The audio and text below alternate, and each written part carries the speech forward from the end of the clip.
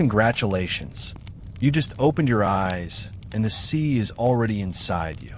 You don't remember falling asleep, but you've woken here, not in your bed, not even in your time, but beneath the skin of the Mediterranean, where the water moves like silk and sorrow. The pressure hugs your body like a velvet fist, and for a moment, you aren't sure if you're dreaming, drowning, or remembering something you were never meant to know. There's no sound. Not really. Just a long, low hum, like the sea itself is trying to sing something it forgot centuries ago. Light pours down from above in soft golden blades, slow and syrup thick. It doesn't illuminate. It suggests. And what it suggests is this: you're not alone. Around you float pieces of something vast. A broken column, strangled in seaweed. The jagged edge of a temple wall, gnawed by barnacles. A statue's face, eyes still open, mouth half whispering a name it can no longer pronounce. Fingers carved in stone, reaching upward from the seabed, not in fear, but in reverence. As if the city below hadn't fallen, but had willingly knelt before the water. This isn't Atlantis. Atlantis is a fantasy for men who fear mystery. This is something else, sadder, heavier, real. This is Thonis-Heracleion. The name is a mouthful. Even history didn't know what to call it. The Egyptians said Thonis. The Greeks, Heracleion. Today, most people just say, that place that vanished. Because the sea, you see, is a very good secret keeper. And when it decides to take something, it rarely gives it back. But now, just for you, it's offering a glimpse. A memory preserved in salt. The water around you is thick with the perfume of the past. Silt floats like incense. Tiny fish shimmer like prayers. You drift through it slowly, like a ghost returning to its own story. Your arms move, but there's no need to swim. The current carries you, gentle and cold, deeper into the ruins. Below you, the outline of a city reveals itself. Not in one clear moment, but piece by piece. A curve of wall, the suggestion of a marketplace. A collapsed temple, its columns leaning like weary monks. There's a quiet beauty to it, the kind that hurts to look at, not because it's ugly, but because it remembers being magnificent. You pass what might have been a doorway. The frame is still intact, adorned with lotus motifs, but the door itself is gone. Beyond it, only darkness and eel shadow. You pause. There's a part of you that wants to go in. Another part that's certain you already have. Your lungs should be screaming by now, but they're not. Because this isn't breath you're holding, it's memory. And memories don't need oxygen, only permission. You reach out. Your fingers brush stone. It's smooth, worn down by centuries of tide and touch. A chill runs through your spine, not from cold, but from recognition. This place, it remembers you. Not you, exactly, but the shape of you, the idea of you. The eyes of someone who once stood here and prayed, or bartered, or danced. Because this wasn't just a ruin. It was alive. A city where gods walked among the crowds, where oil lamps lit up nights heavy with perfume and plots, where temple priests wrote secrets on papyrus and merchants traded laughter for linen, where the sea lapped at the edge of the sacred, and everyone pretended not to hear it whisper, "I will come for you." And one night it did, but that comes later. For now, you're just floating, suspended between centuries, breathing in the silence of a city that never meant to be lost. You close your eyes again, not because you're afraid, but because the water feels like a lullaby, and the stones beneath you like a cradle. Somewhere far above, the surface shimmers. But here, in the quiet, you are closer to truth and to sleep. Welcome to Thonis-Heracleion, the city that still dreams. Beneath you. They say cities don't vanish. Not really. Not without a war, a fire, or a headline. But Thonis-Heracleion didn't explode. It didn't burn. It didn't even scream.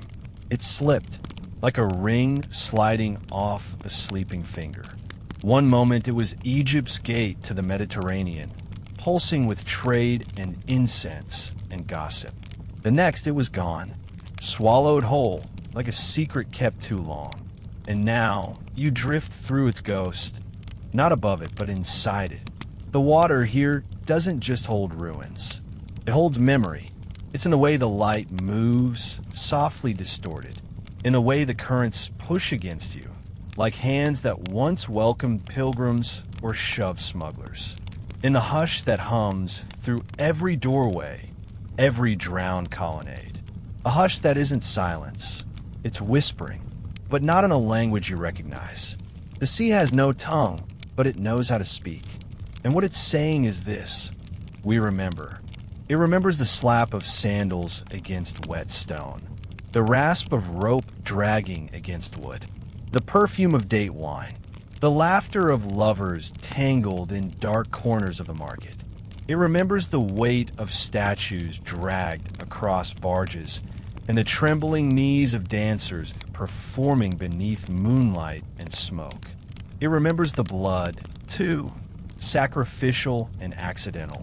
A cut thumb on a broken amphora, a ritual slaughter gone too long, a body dumped discreetly into the river, never to be mentioned again.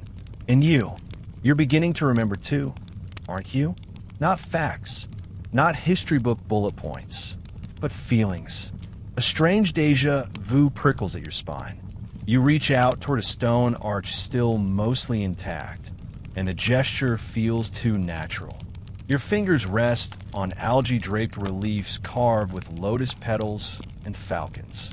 You don't know their names, but your skin does. It tingles, as if these gods once watched you grow old or fall in love or die. Maybe you lived here. Maybe you drowned here. It's impossible to know, because Thonis doesn't offer answers, only echoes. That's what it whispers. Not truths, but versions of the truth. Not facts, but possibilities. Some say it sank in the 2nd century BCE.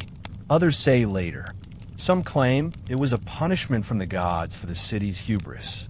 Others say it was just physics, the soft delta soil giving way to centuries of greed and weight. But those are human explanations. The sea has its own. It murmurs that the city grew too heavy with pride, that its temples, once pure, grew slick with corruption, that its priests muttered lies while pretending to bless, that its people, the ones who still bathe in the Nile, still whispered the names of gods as if they were friends, had already left in spirit, even if their feet remained. And so the water rose, not in a rage, but in inevitability. You turn your head now, slowly, and notice something strange. A door is open in the silt, not metaphorically, an actual stone doorway, still standing, though its room has collapsed behind it. There's something beyond it that looks like a chamber. Or maybe it's just a shadow shaped like a chamber. Either way, the whispering gets louder when you look at it. You don't enter. Not yet. You don't need to, because the city will come to you, piece by piece, story by story. The sea is patient. And here, beneath it, time is soft. No clocks, no schedules, no headlines, just breath, just pressure, just memory. And that whispering, it's not warning you, it's inviting you. Closer. You rise gently now, through water thick with history and decay, until your head breaks the surface with barely a ripple. The Nile greets you like an old friend who's forgotten your name, but remembers your scent. Its breath is warm, vegetal, slightly sour. The sun is low, already bleeding into the horizon, turning the sky the color of bruised figs and spilled wine. You're at the edge of something, not quite river, not quite sea. This is the delta, the restless mouth of Egypt, a landscape made of indecision. It has no true borders. It sprawls, meanders, erodes, forgets. It is a god that wanders. And like all gods, it keeps secrets, You float there a moment longer, neck deep in myth. There's no sound but the hush of reeds swaying and the occasional splash of a fish, or perhaps something else. Something watching. The fishermen who still cast their nets in these waters don't speak of Thonis by name. Not out loud. They call it El Medina El Makfia, the hidden city. They joke about lost gold, about anchors catching on the fingers of drowned kings. But the jokes are nervous. Their eyes don't match their smiles, because they've seen things. A column's edge breaking the surface during a storm. A headless statue tangled in a trawling net. A sunken barge, impossibly preserved, its timbers reeking of incense when dragged from the deep. And the voices, soft ones just at the edge of hearing. Greek, some say. Others, Egyptian. One old man swears he heard his dead wife's name spoken in the gurgle of his boat's wake, and hasn't gone near the delta since. These waters are haunted, not by ghosts in a white sheet, chain-rattling scents, but by memory, and guilt, and weight, because the Nile remembers. It remembers what was taken from it, and what it was forced to take. Bodies dumped in the dark, prayers whispered with bribes, kings who swore loyalty to gods, and then to money, and then to foreign powers. The river watched it all, and when the time came, it took it all back. You drift toward a patch of reeds now. The boat beneath you is old as the myths you're floating through. It's not yours. It's just there, waiting. The wood is cracked, swollen, but it holds your weight without question, as if it knows what you carry. And from here, from this still vantage, you see the absence. Where a city should be, there's only water. Flat, dark, rippling. But beneath it, you feel it. A presence. Massive. Sleeping. Heavy like a sunken cathedral built on forgotten promises. The delta has blanketed it in mud, but the outline lingers in sonar, in myth, in dream. You close your eyes and feel the pull again. Not down, but back. Back through the centuries. Back through plagues and floods and empires too arrogant to notice their own cracking foundations.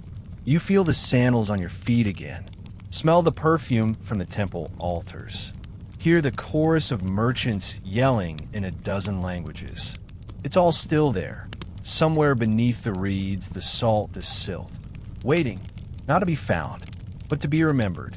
Because the dead don't need resurrection. They need witnesses. And tonight you are one. You let your fingers trail into the water. It's warm. It pulses, as if something beneath the surface is just stirred. Thonis or Heracleion? You hear both names whispered in the water, as if the sea can't decide what story to tell tonight. One name sings in Egyptian, the other growls in Greek. Both belong to the same place, and neither does. That's the thing about cities like this. They don't have names, they have masks.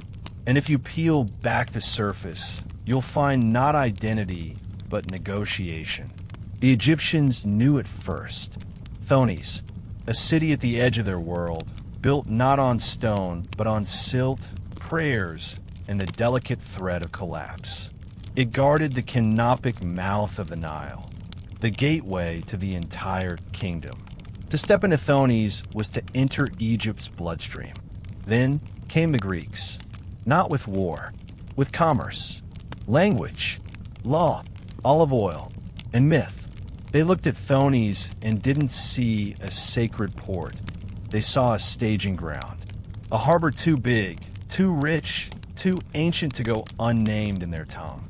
So they called it Heracleion, because Heracles, their beloved monster slayer, their symbol of brute piety, had allegedly stopped here on his way to steal the golden apples. They said he set foot on this soil, said he drank from the Nile, said he was blessed by the Egyptian priests and made an honorary god in their temples. Was it true? Does it matter? In a city like this, truth is less valuable than story, and the Greeks were very good at stories. So the two names fused. Thonis-Heracleion, a mouthful, An uneasy marriage. The kind of name that tastes like two different kinds of wine spilled in the same cup. And maybe that's exactly what the city was. Because here, nothing was ever singular. Walk down the avenue, and you'll smell roasted duck with Egyptian spices and hear the flutes of Ionian merchants playing drinking songs. Pass a temple, and you'll see an Egyptian priest in leopard skin robes, blessing a statue of Heracles with imported saffron and incense bought in bulk from Cyprus. A market stall might sell charms to Anubis alongside amulets of Apollo. A woman might worship Isis in the morning and seduce a Spartan sailor by night.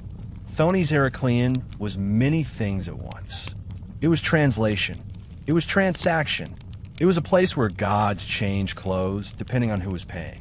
And beneath it all, literally, was the Nile. Patient, malleable, soft, but not weak. Because the Nile doesn't care for names. It doesn't care what you call a city or what myths you paint on its walls. The river sees only weight, only burden. And Thonis-Heracleion grew heavier with every generation. Heavier with taxes, with temples, with lies. Heavier with gold, with guilt, with foreign hands building on foreign sand. It was a city balancing on waterlogged ground, pretending it was marble. So yes, it had two names. And maybe that was the problem. It belonged to everyone, and to no one. And when the time came to remember it, the sea couldn't choose which name to speak aloud. So it buried them both. Not out of anger, out of exhaustion. But here, as you float over the ruins, the names return. One in each ear. Thonis, Heracleion.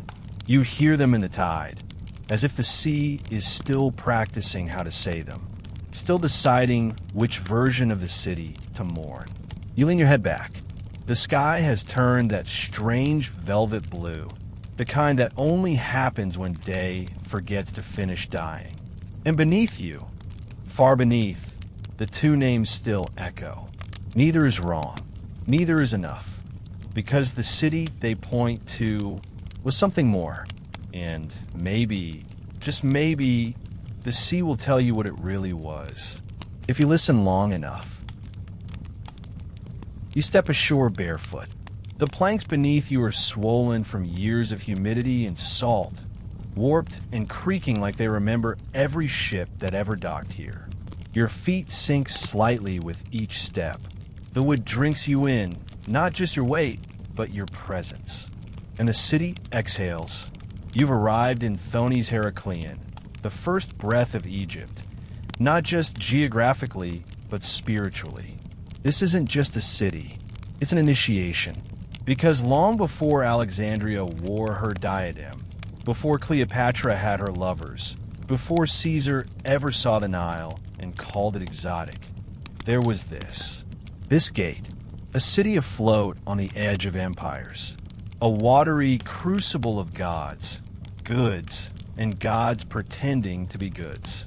This was the port where all foreign ships had to stop. You didn't just pass through. You presented yourself. You declared.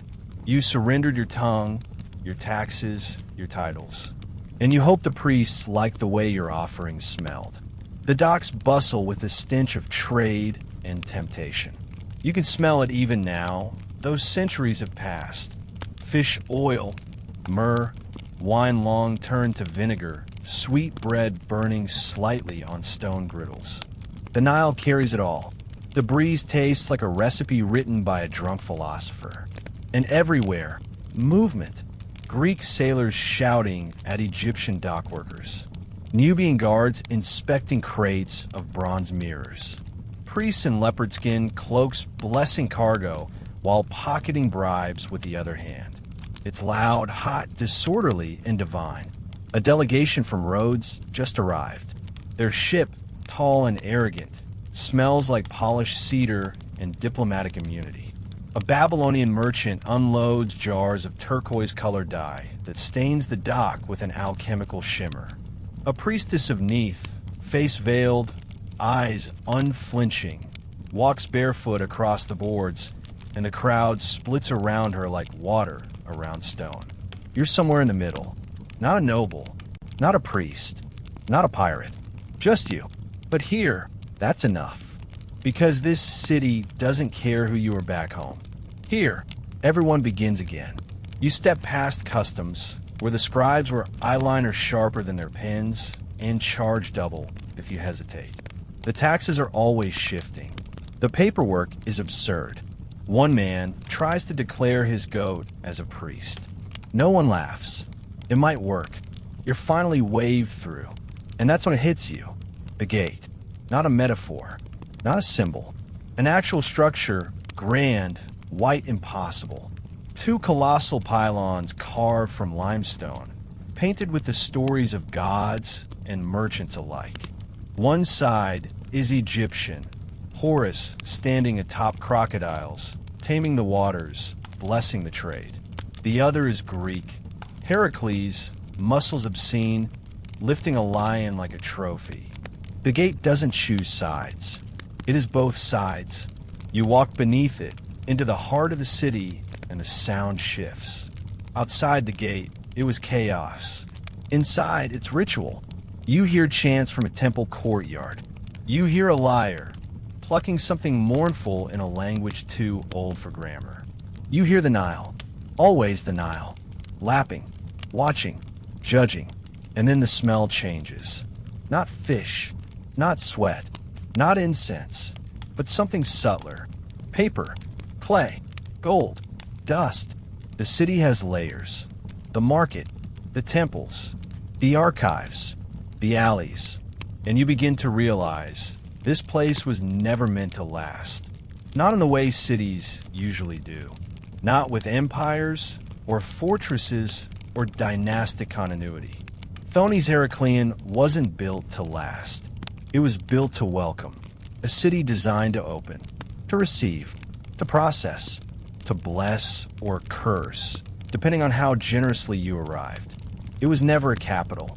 It was a threshold, the border between the known and the holy, between commerce and worship, between land and sea, between who you were and who Egypt would allow you to become. And like all thresholds, it required sacrifice. Sometimes it was gold. Sometimes it was belief.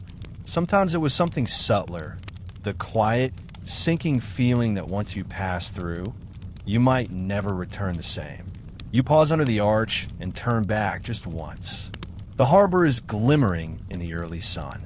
Ships bob like offerings. Priests chant over ledgers. Cats watch you from the shadows like bureaucrats with claws. And the gate stands above it all.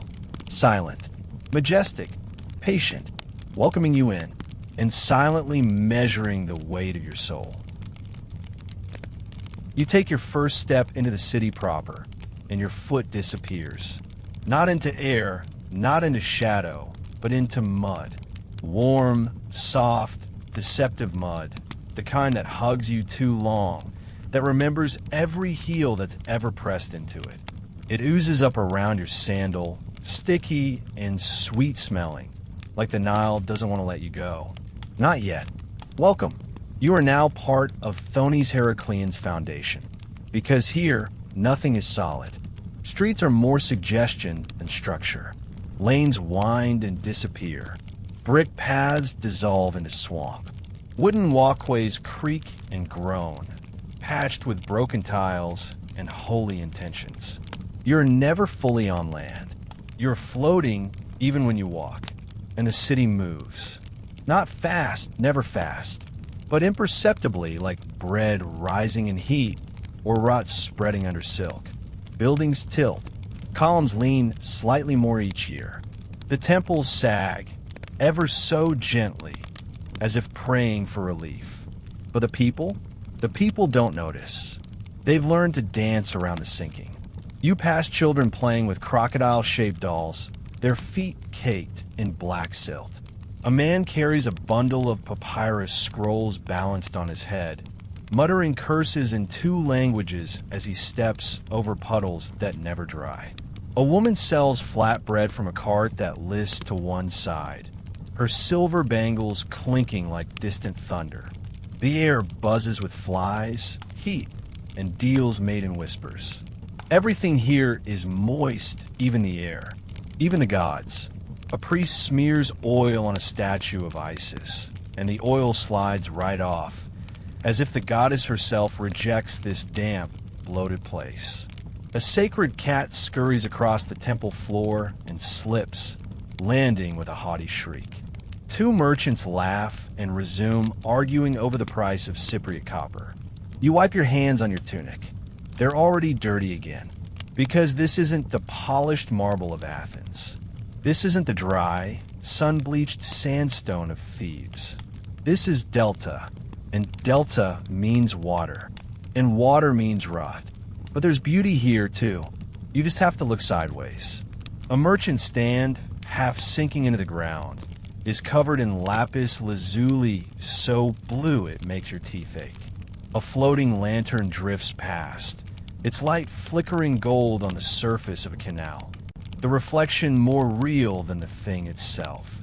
The laughter of a courtesan echoes down an alley, trailing perfume and danger. You pass a low building, no sign, just a curtain of blue beads in the doorway. Inside, you glimpse figures sitting on cushions, smoking something thick and floral. Their eyes meet yours. One smiles. You keep walking. The mud sucks at your steps. Each footfall becomes a negotiation. And as you walk, you start to notice something strange. The city seems to repeat. That alley? You saw it 10 minutes ago. That boat, moored at the edge of the canal, it hasn't moved. The same boy selling fish has now passed you twice, barefoot and grinning. The city isn't a grid. It's a loop. And in a place that sinks, perhaps it must be. Because when everything is shifting, every day, every hour, what stays becomes sacred. A door that opens the same way. A path where your feet don't vanish. A wall that hasn't collapsed yet. You cling to these things because they are rare. Because they are proof that the city is still trying to exist. And maybe you are too. You stop near a small bridge, low and slick with algae. A musician sits beneath it, plucking a stringed instrument with fingers worn smooth. The melody is minor, dreamlike. It loops the same way the city does. He doesn't look at you, but he says, "The mud remembers. Walk carefully," and then keeps playing. You nod, you move on, and your foot sinks deeper this time, because that's the truth of Thonis-Heracleion. It doesn't pull you under all at once. It seduces, softly, patiently, with heat, with perfume, with stories, until one day you realize you haven't felt dry in weeks, haven't felt firm ground, haven't looked back. You've simply settled, just like the city. There's a temple on every corner, but the gods aren't watching. Oh, the statues are there, tall and splendid, eyes painted with lapis, lips frozen in soft, eternal knowing. The incense curls dutifully upward. The priests chant. The altars drip with oil and milk, and just a little too much perfume. But under the robes, you smell something else, something sour, a whiff of fraud. Because in Thonis-Heracleion, holiness is just another export. And the priests, they know it. They don't live in silence. They live in accounts, tallies, dues. They bless your boat for a price. They forgive sins by the kilo. They consult omens in the entrails of the goose and then rent out the leftovers to the fishmongers. Nothing goes to waste, not even the divine. You walk past the temple of Ammonius Cherub, or what's left of it. A wall is cracked, vines curling around hieroglyphs that read less like prayers and more like invoices. A group of initiates is scrubbing the stone, murmuring in Greek and Demotic, erasing blasphemy with buckets of Nile water and quiet shame. One priest nods at you. His smile is papyrus thin. You don't return it. You've already seen the kind of power that hides behind incense smoke. But temples are only half the story. Because on the other side of the city, the side that faces away from the gods, are the pirates. They don't wear eye patches. They wear silk. They smell better than the priests. They eat better too. Their ships dock under the cover of fog. They offload chests of unregistered amber, amphory filled with something that definitely isn't wine, and crates that rattle suspiciously. One of them winks at you from across the quay, all gold teeth and sandalwood cologne. He tosses you a date just slightly too ripe. First one's free, he says. You don't take it. He laughs like someone who owns the harbor. Maybe he does, because in Heracleion, power isn't official, it's fluid. It wears whatever robes it needs to. Sometimes it's a priest's leopard skin. Sometimes it's a pirate's dyed tunic. And sometimes it's both. There are whispers, always whispers, that the temples and the smugglers are partners. That the sacred barges deliver more than statues. That the gods turn blind eyes in exchange for a cut. That the high priest of Neath once disappeared for 3 days and returned with a new gold ring and an unexplained limp. And the thing is, no one cares, because the system works. Ships arrive, spices flow, foreign kings bow. The city shines, at least on the surface, and everyone eats. You stop at a stall. The vendor is selling charms, little clay eyes, cobalt-colored, said to ward off river demons and tax inspectors. He tells you one was blessed by an oracle who saw your face in a dream. You ask which god it's for. He shrugs. Whichever one pays attention. You buy it anyway, not because you believe, but because belief is part of the performance. And this city loves a good performance. You wander deeper into the market, where theology and thievery blur together. You hear a boy reciting the prayers of Isis while pickpocketing a Greek merchant. A street performer reenacts the trial of Sed, only to collapse dramatically and demand coins for his resurrection. A drunken priest plays dice with a woman who claims to channel Hathor, but who also smells strongly of opium. You laugh. You shouldn't, but you do, because there's something honest about the corruption here. It doesn't pretend to be pure. It doesn't sanitize its sins. It sings them. And somewhere between the temple bells and the sailors' catcalls, between the chants and the cheating, you realize something. This city doesn't survive despite its contradictions. It survives because of them. It is sacred and profane, holy and rotten, a hymn sung through gold teeth and river mud. And it's starting to seep into you. The silt on your ankles, the incense in your lungs, the coin in your pocket stamped with a god you can't name. You came here to pass through, but Thonis-Heracleion is the kind of place that clings. And it doesn't matter if the priests pray or the pirates steal. Everyone pays their price. Eventually. They say this city was named for him. Heracles, son of Zeus, slayer of monsters, crusher of lions, the Greek demigod with shoulders like marble columns and a brain made mostly of biceps. Yes, him. They say he came here once, docked a ship at this very port, took a long look at the gates of Egypt and said, nice, ate figs, wrestled a crocodile for fun, and left with the blessing of the priests and a mild sunburn. Of course, it's nonsense, but in Thonis-Heracleion, nonsense pays well. The Greeks needed a name, something they could pronounce. Thonis was too soft, too foreign, too Egyptian. They wanted something mythic, so they dusted off their favorite muscle-bound mascot, planted his flag here, and started calling this marshy, sinking city Heracleion, the city of Heracles. Even though Heracles never lived here, never walked these soggy streets, never offered a sacrifice at the temple of Ammonius, never argued over the price of cinnamon with a Nubian trader. But his statue stands tall in the center of the market square anyway, erected by men who'd never met him, carved by hands that never saw a lion. He towers above the stalls, bronze skin, club in hand, eyes pointed nobly at nothing. His beard is perfect. His muscles are absurd. His feet, naturally, don't touch the ground. He floats above the city as if the mud might offend him. You stand beneath him now. Look up. The pigeons have no such reverence. They've made a latrine of his shoulder. A boy walks by and spits at the base of the statue.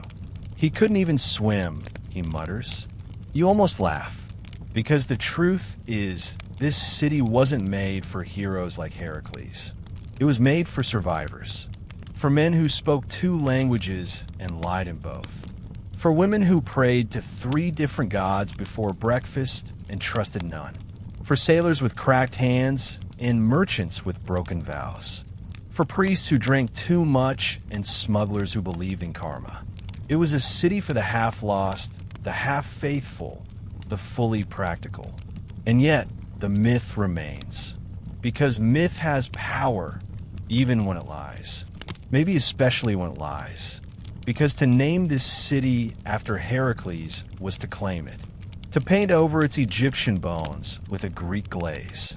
To say, this too is ours. Our gods approve. See, even Heracles stopped here. It was branding long before the word existed. And so the name stuck. It appeared in scrolls, on coins, in maps drawn by men who'd never stepped foot in this wet, humming delta. Thonis became Heracleion. Then Thonis-Heracleion. Then, eventually just nothing. But not yet. Not for you. You walk past the statue, and the sun catches its bronze edge just right. For a moment, Heracles looks sad. Not heroic, not strong, just misplaced. A foreign god in a foreign land, stranded by his own myth. You wonder if statues can regret. You wonder if the city ever accepted him.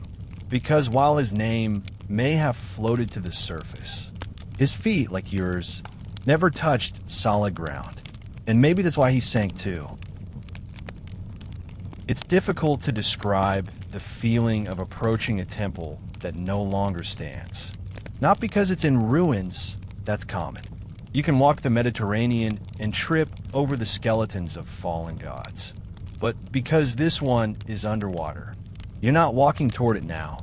You're drifting, half swimming, half sinking, suspended in the slow, green quiet beneath the surface. And there it is. The temple of Amunias-Jurub, or what's left of it, resting in pieces across the muddy floor of the Nile's wide mouth. No roof, no candles, no priests, just silence and stone. The columns rise like broken fingers, reaching upward as if begging the sky to come back. Some are still upright, others lie flat, their hieroglyphs worn smooth by centuries of tide and silt. A staircase leads to nowhere, stopping abruptly in mid-water like a thought abandoned mid-sentence. And then you see it, the face, carved in dark stone, still regal despite the algae, the face of Ammonius himself, king of gods, father of creation.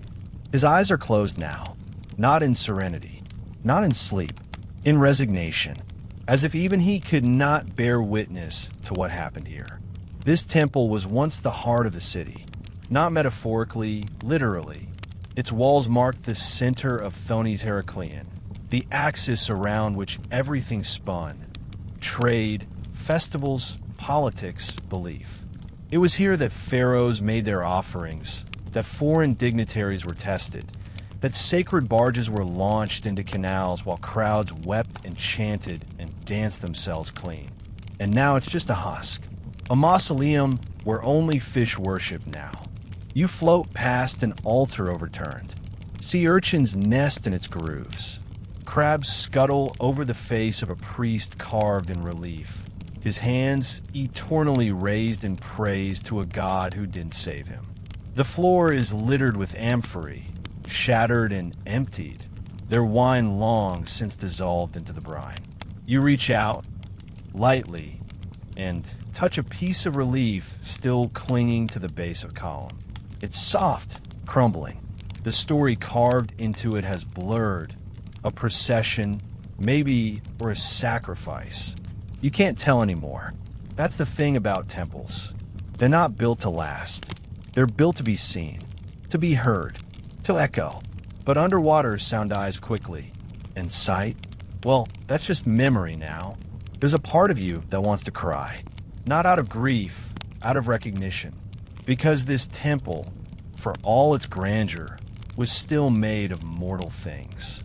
Of plaster, of pigment, of dreams shaped in stone. And no amount of devotion can make those things float. Maybe the temple didn't drown because the gods abandoned it. Maybe it drowned because the people did. Because their rituals became rote. Because their offerings grew expensive but empty. Because their priests blessed ships full of weapons. Because their prayers were spoken in languages they no longer understood. Not truly. And so the Nile took it back. Not with rage. Not with thunder. But with indifference. Water doesn't care for belief. It respects only balance. And when a city grows too heavy with its own mythology, the water waits. You swim deeper. Beneath a collapsed archway, you find what was once the inner sanctum, a place only the holiest could enter. You enter now, uninvited, unworthy, unafraid. There's nothing here, just silt, and a faint shimmer of gold dust clinging to the ceiling like a memory. And yet, you feel something. Not fear, not awe, absence. The kind of hollow that doesn't ache. It just is. The God is gone. The power is gone. But the shape of reverence remains. And maybe that's all temples ever really were. Shapes, forms, gestures carved into the earth to remind us of something bigger. Even when the bigger never arrives. You exhale slowly. Bubbles rise toward the surface, carrying nothing but breath and wonder. Ammonius Cherub sleeps, not in glory, not in vengeance, but in stillness. And somewhere above, the city still hums, unaware that its God no longer listens. The library doesn't look like a library. It isn't clean. It isn't quiet. There are no marble busts, no golden sconces, no young scholars hunched romantically over scrolls and shafts of divine light. There is no Alexandria here, no Platonic ideals carved in stone. There's just mud and parchment and the faint, unmistakable smell of rot. You push aside a curtain of papyrus reeds and step into what was once a house, maybe a school, maybe a temple annex, now repurposed into something half sacred, half functional. The roof leaks. Lizards cling to the beams. A chicken wanders through a puddle, completely unbothered. And in the middle of it all, a man with no teeth and far too many scrolls. He looks up when you enter, one eye milky, the other sharp as obsidian. His robe is stained with ink and something darker. He gestures vaguely. Come to read or come to sell? He doesn't wait for an answer. Doesn't matter. Both cost the same. You tell him you're looking for records. Old ones. From before the flood. He snorts. So is everyone else. He motions you forward. The air is thick with the scent of mildew, lotus sap, and a kind of desperation that only comes from guarding knowledge no one respects anymore. You pass rows of scrolls stacked, not in shelves, but in baskets, bowls, and animal skulls. Some are labeled in Greek, others in Demotic, a few in languages no one speaks aloud, languages used only for curses or contracts or things that died out quietly in the corners of back temples. The scrolls are fragile, discolored, curling at the edges like burnt paper. Some bear the teeth marks of rats. Others have been patched with fish skin. This is where history lives in Thonis-Heracleion, in the margins, in the damp, in the hands of a man who once bit a crocodile and has the scar to prove it. It was a small one, he admits, lifting his sleeve. But the point is I won. You smile. You don't ask questions. Because here, truth isn't archived, it's bargained for. You're shown a scroll, half unrolled, smeared with oil and something red that's probably wine. It lists the trade routes of a vanished merchant house. Ports from Libya to Phoenicia, with side notes in the margins about bribes paid, storms survived, and a lover left in Cyprus who may or may not have cursed the ship. Another scroll, older, contains fragments of a hymn to Ammonius written by a priest who signs his name twice. Once in reverence, once in fear. A note beside it suggests the hymn was banned by the temple council and the priest vanished soon after. No one ever bothered to remove the scroll. There's something beautiful here, hidden in the mess. Because the scrolls aren't just records. They're lives, sweat-stained, fish-scented, crocodile-bitten, but alive. You ask for something about the city's foundation. The man grins and produces a scroll wrapped in linen, sealed with what looks suspiciously like a tooth. You unwrap it slowly. The text is faint, scrawled in a hand that seems both hurried and trembling. It tells the story of a city's founding, not by kings or gods, but by merchants. Men who saw that the mouth of the Nile could be more than a border. It could be a net, one that caught ships, gold, souls. It wasn't a holy city. Not at first. It was a trap, a good one. A city built to catch everything that floated too close. You close the scroll. You feel it now. The weight of the ink, the truth pressed into papyrus like a confession whispered against a wet pillow. You'll pay for that, the man says gently. You reach in your satchel, pull out a small bronze coin. He takes it, bites it. Satisfied, he hands you a small piece of bone. Bookmark, he says. Crocodile rib. You thank him. He shrugs. You're not the first to come looking, he says. You won't be the last. The city remembers. But it tells everyone something different. Outside, the sun is already lower.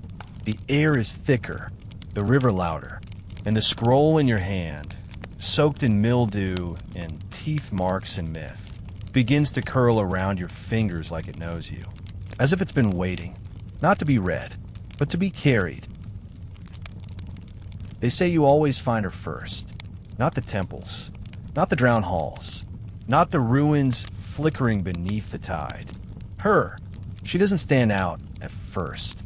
No glowing aura, no crown of serpents, just a small figure seated beneath a crooked awning at the edge of the market, half in shadow, half in sun. But then you see her eyes, not brown, not hazel, bronze, metallic, reflective, impossible, the kind of eyes that don't just look at you, they record you. She watches you as you approach, and you forget why you came. She's older than you expect, or maybe she just carries age the way others carry perfume. Loosely, secretly. Her skin is the color of date syrup. Her hair wrapped in indigo cloth that smells faintly of myrrh and salt. She speaks before you can. You're not from here, she says, not as a question, but as a diagnosis. Her voice is low, soft. It moves through your bones like warm wine. You nod. She gestures to the stool opposite her, a threadbare square of fabric balanced on a clay jar. Sit. The city doesn't speak until it's been listened to. You obey.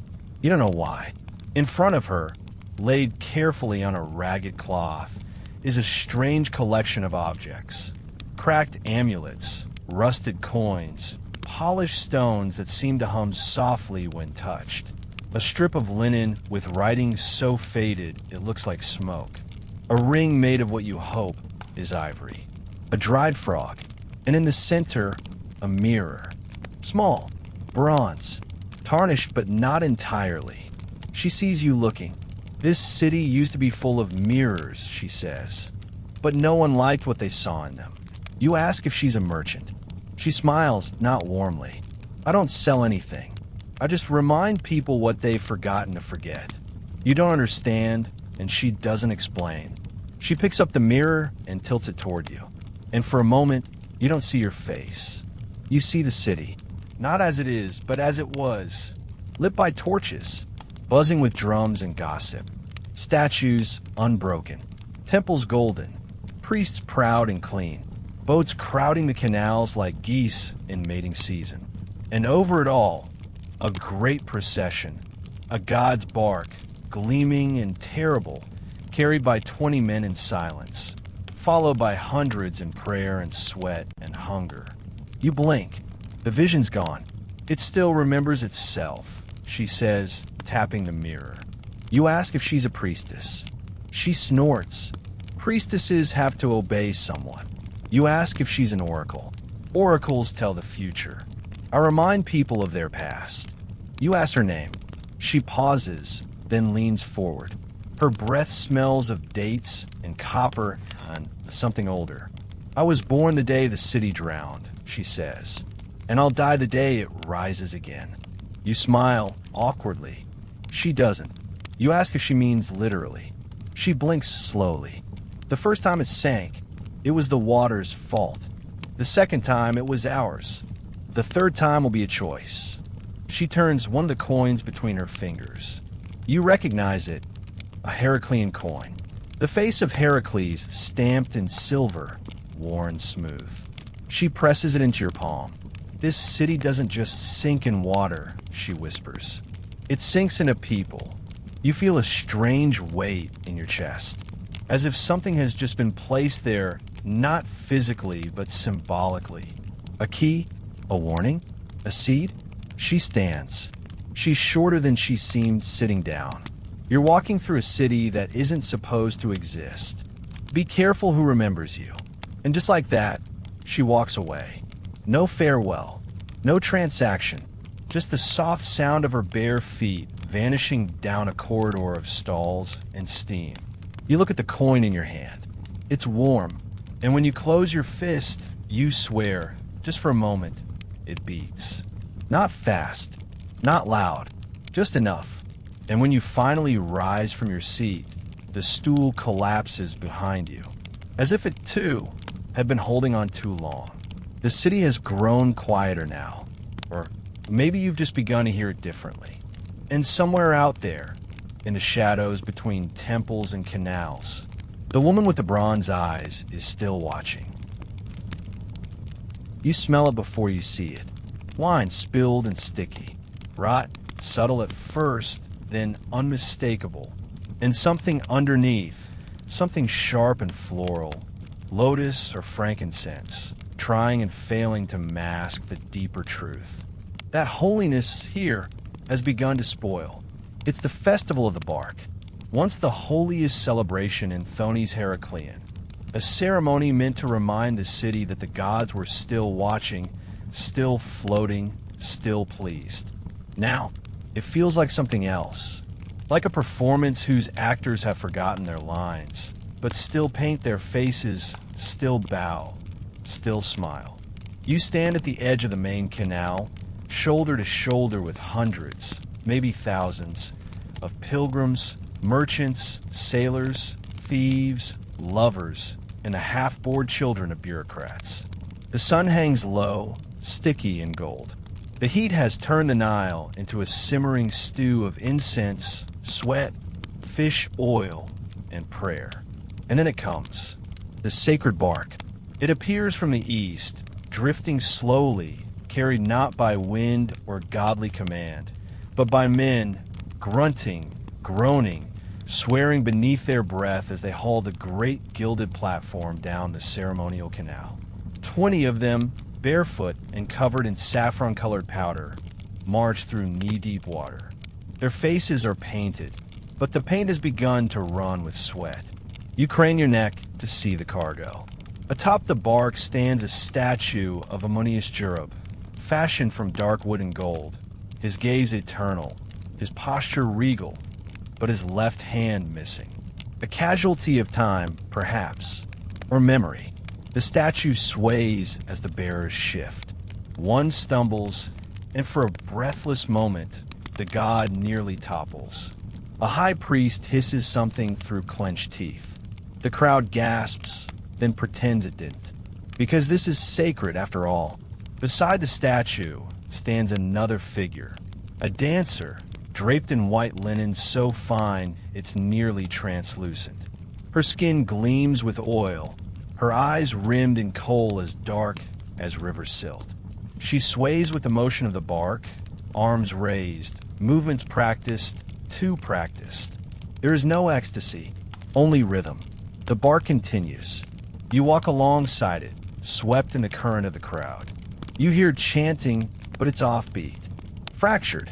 Some chant in Greek, some in demotic, some in slurred, made-up syllables. The air is thick with confusion dressed as reverence. And then come a priests. 10 of them, clad in leopard skins and layers of gold. Each one more jeweled than the last. Their bellies shine with sweat. They chant loudly, their voices competing rather than harmonizing. One of them is clearly drunk, stumbling, laughing, splashing his sacred water on a merchant's daughter, who squeals and claps. A basket of offerings is overturned. Pomegranates, barley, perfumed bread, it all tumbles into the canal. A nearby child tries to fish out a cluster of grapes. The priest slaps his hand away and laughs. You begin to feel something strange, grief. Not because you expected the gods to be real. Not because the ritual is broken. But because you can feel, beneath the wine and the chant and the drum beats, the ghost of something beautiful. Once, perhaps long ago, this meant something. The bark wasn't just a float. The god wasn't just an idol. The procession wasn't just a party. It was a negotiation between the divine and the human. A reminder that the river gives, but can also take. That the city stands because it is loved and watched and feared. But now it's theater. Drunken, decadent, dying theater. A boy beside you throws a fig into the canal and yells, "For Ammonius, may he eat well in the mud." People laugh. The god doesn't. You look again at the statue. Its eyes are empty, not with mystery, but with resignation. Its base is cracked. Mold clings to the gold leaf. The linen on its shoulders is frayed. The god is sinking slowly, silently, even as it's lifted above the crowd. And then, as the bark rounds the final bend of the canal, you notice it. The water has risen, slightly, subtly, but unmistakably. The crowd doesn't notice, but you do. The canal is wider than it was an hour ago. The edge of the market is damp. A sandal floats past, untethered, alone. You look up at the statue one last time, and for a split second, you think it's looking back, not with anger, not with warning, but with a kind of tired forgiveness, as if to say, I didn't leave. You stopped remembering why mattered. The festival ends not with a prayer, but with a hiccup. A priest drops a torch. Someone vomits into the canal.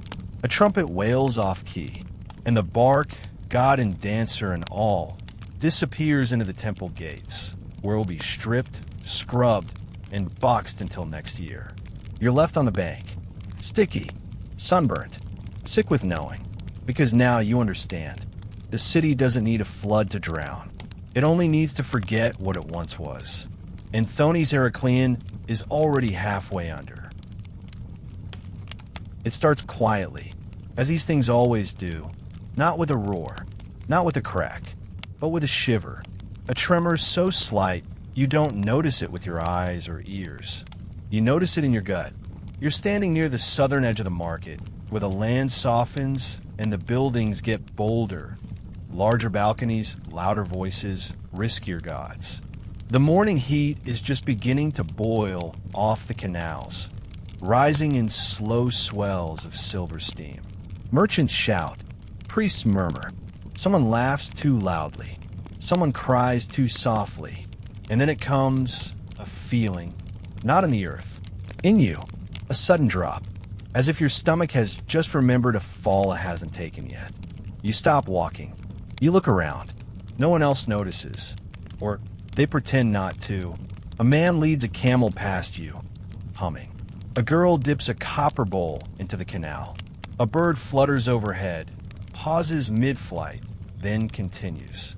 The world doesn't shift. You do, and you realize, with a kind of slow horror, the city is not just sinking. It's beginning to move. Not visibly, not yet, but deep below, something has shifted. You find yourself by a food stall, dates, olives, river cheese melting in the sun. You grab the edge of the wooden counter to steady yourself. The wood is warm, warmer than it should be. You all right? The vendor asks, not looking up. You nod, but you aren't, because suddenly everything feels wrong. The walls too close, the air too thick, the city too still. You step back, and the ground beneath you shudders. Only once, only faintly, but it's real. You look down. There's a crack in the stone beneath your feet. Thin, hairline, but new. You know, you passed this way just yesterday. The cheese vendor doesn't notice, or refuses to.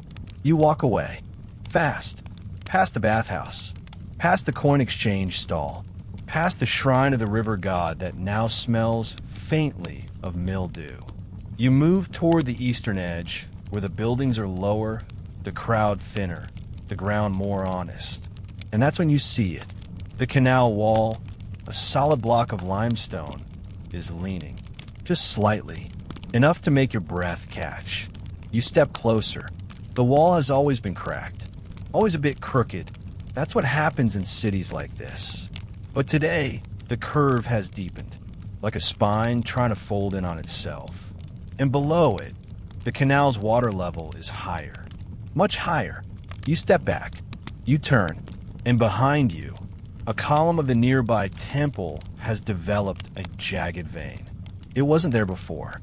You feel it in your jaw, in your teeth, the vibration, the pressure building beneath the surface like a bad thought that's too dangerous to say out loud.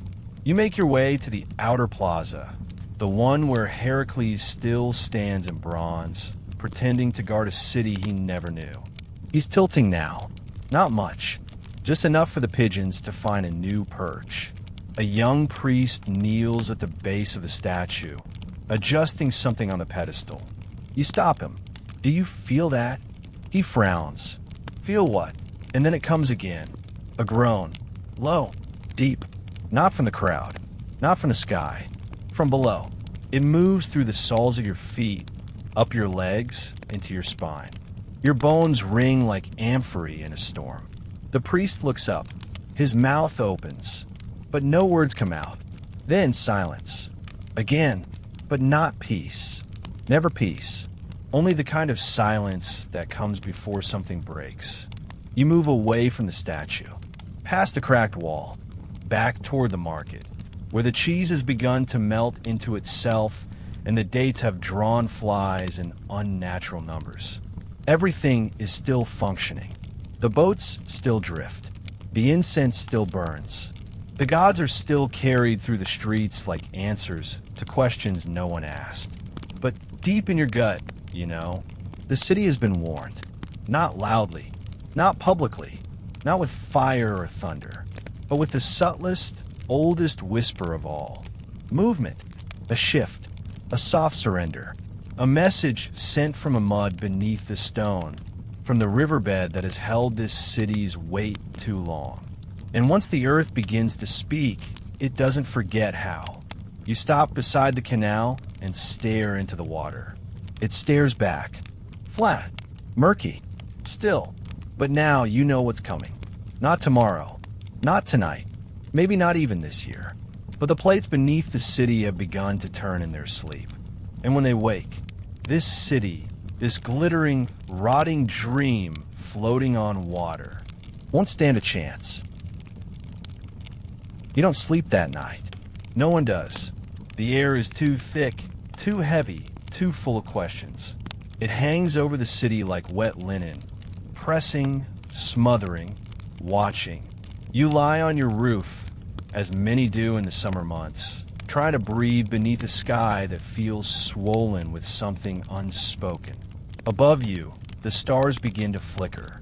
Not gently, not romantically. They don't twinkle.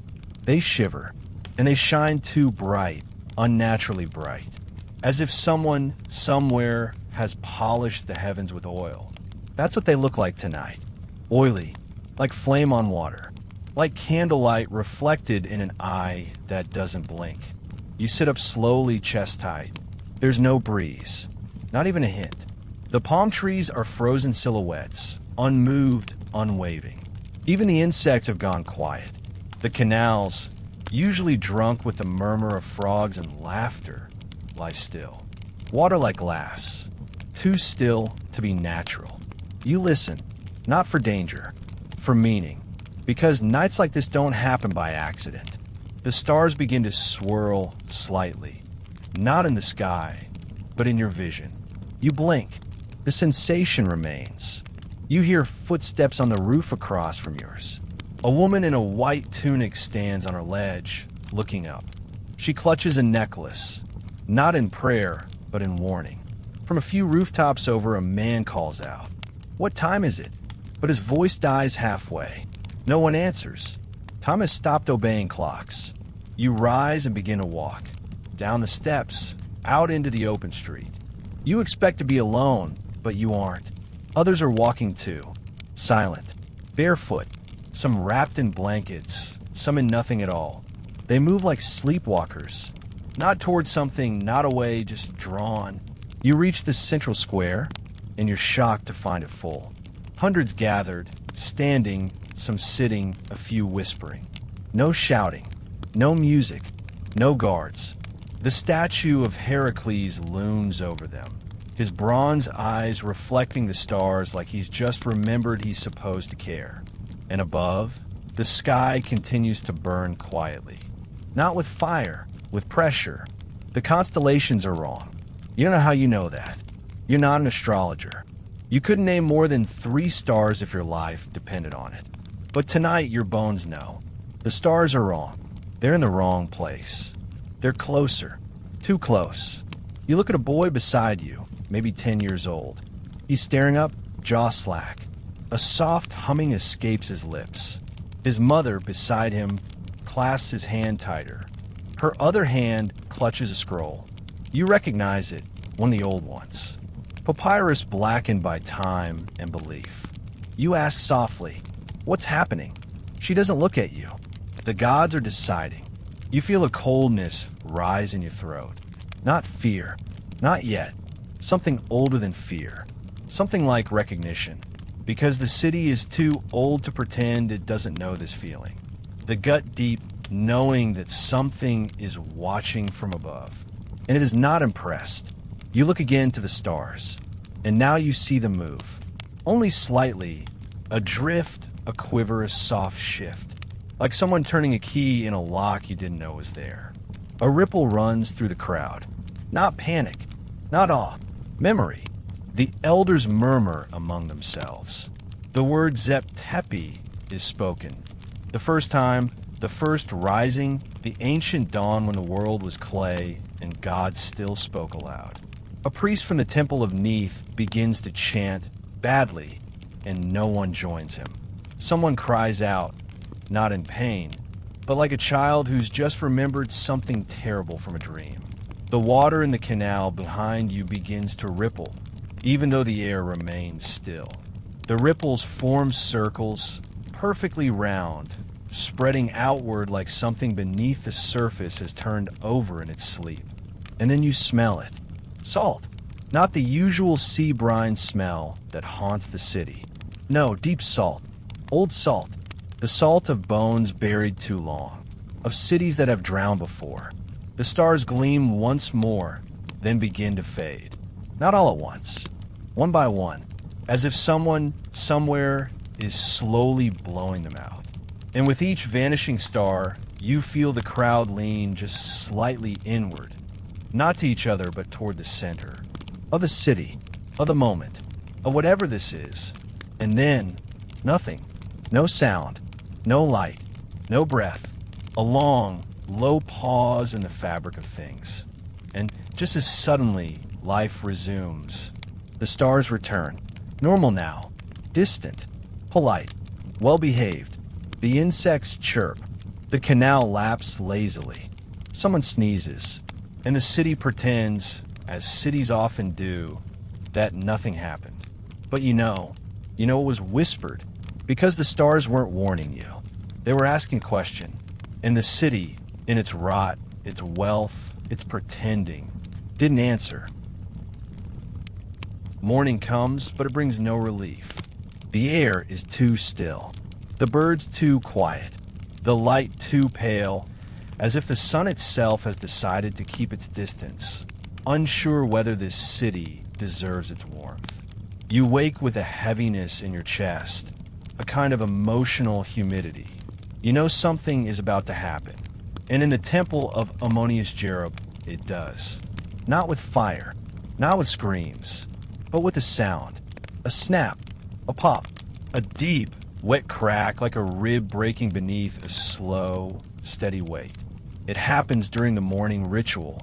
The priests are gathered, 6 of them, cloaked and painted, voices thick with chant and fatigue.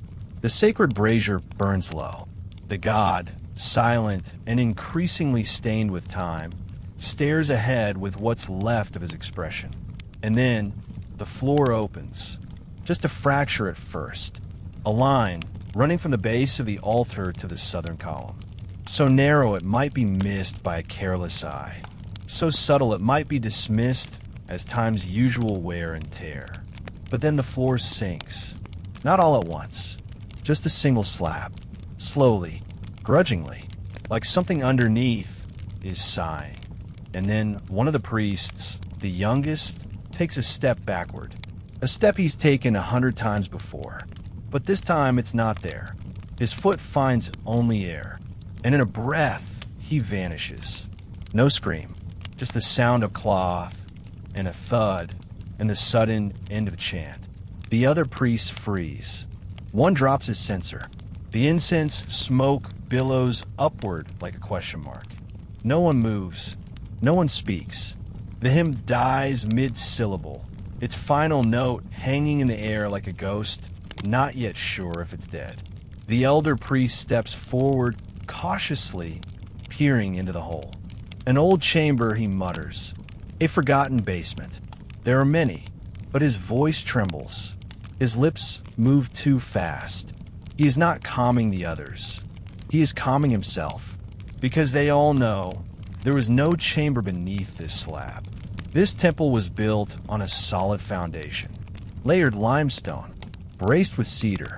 Nothing beneath it but soil, faith, and memory. Until now, the hole is small, jagged-edged, and strangely dark, darker than shadow should allow. It doesn't smell like dust or stone or earth. It smells like silt and something deeper, like time that has turned against itself. The other priests don't speak. They gather in a loose circle around the hole, as if trying to decide whether to jump in or seal it shut and pretend it was never there. Eventually, they choose the latter. Bricks are summoned. Mortar. Prayers. They work quickly, too quickly, their hands moving faster than their thoughts. The elder priest murmurs a sealing incantation, his voice thin and tinny.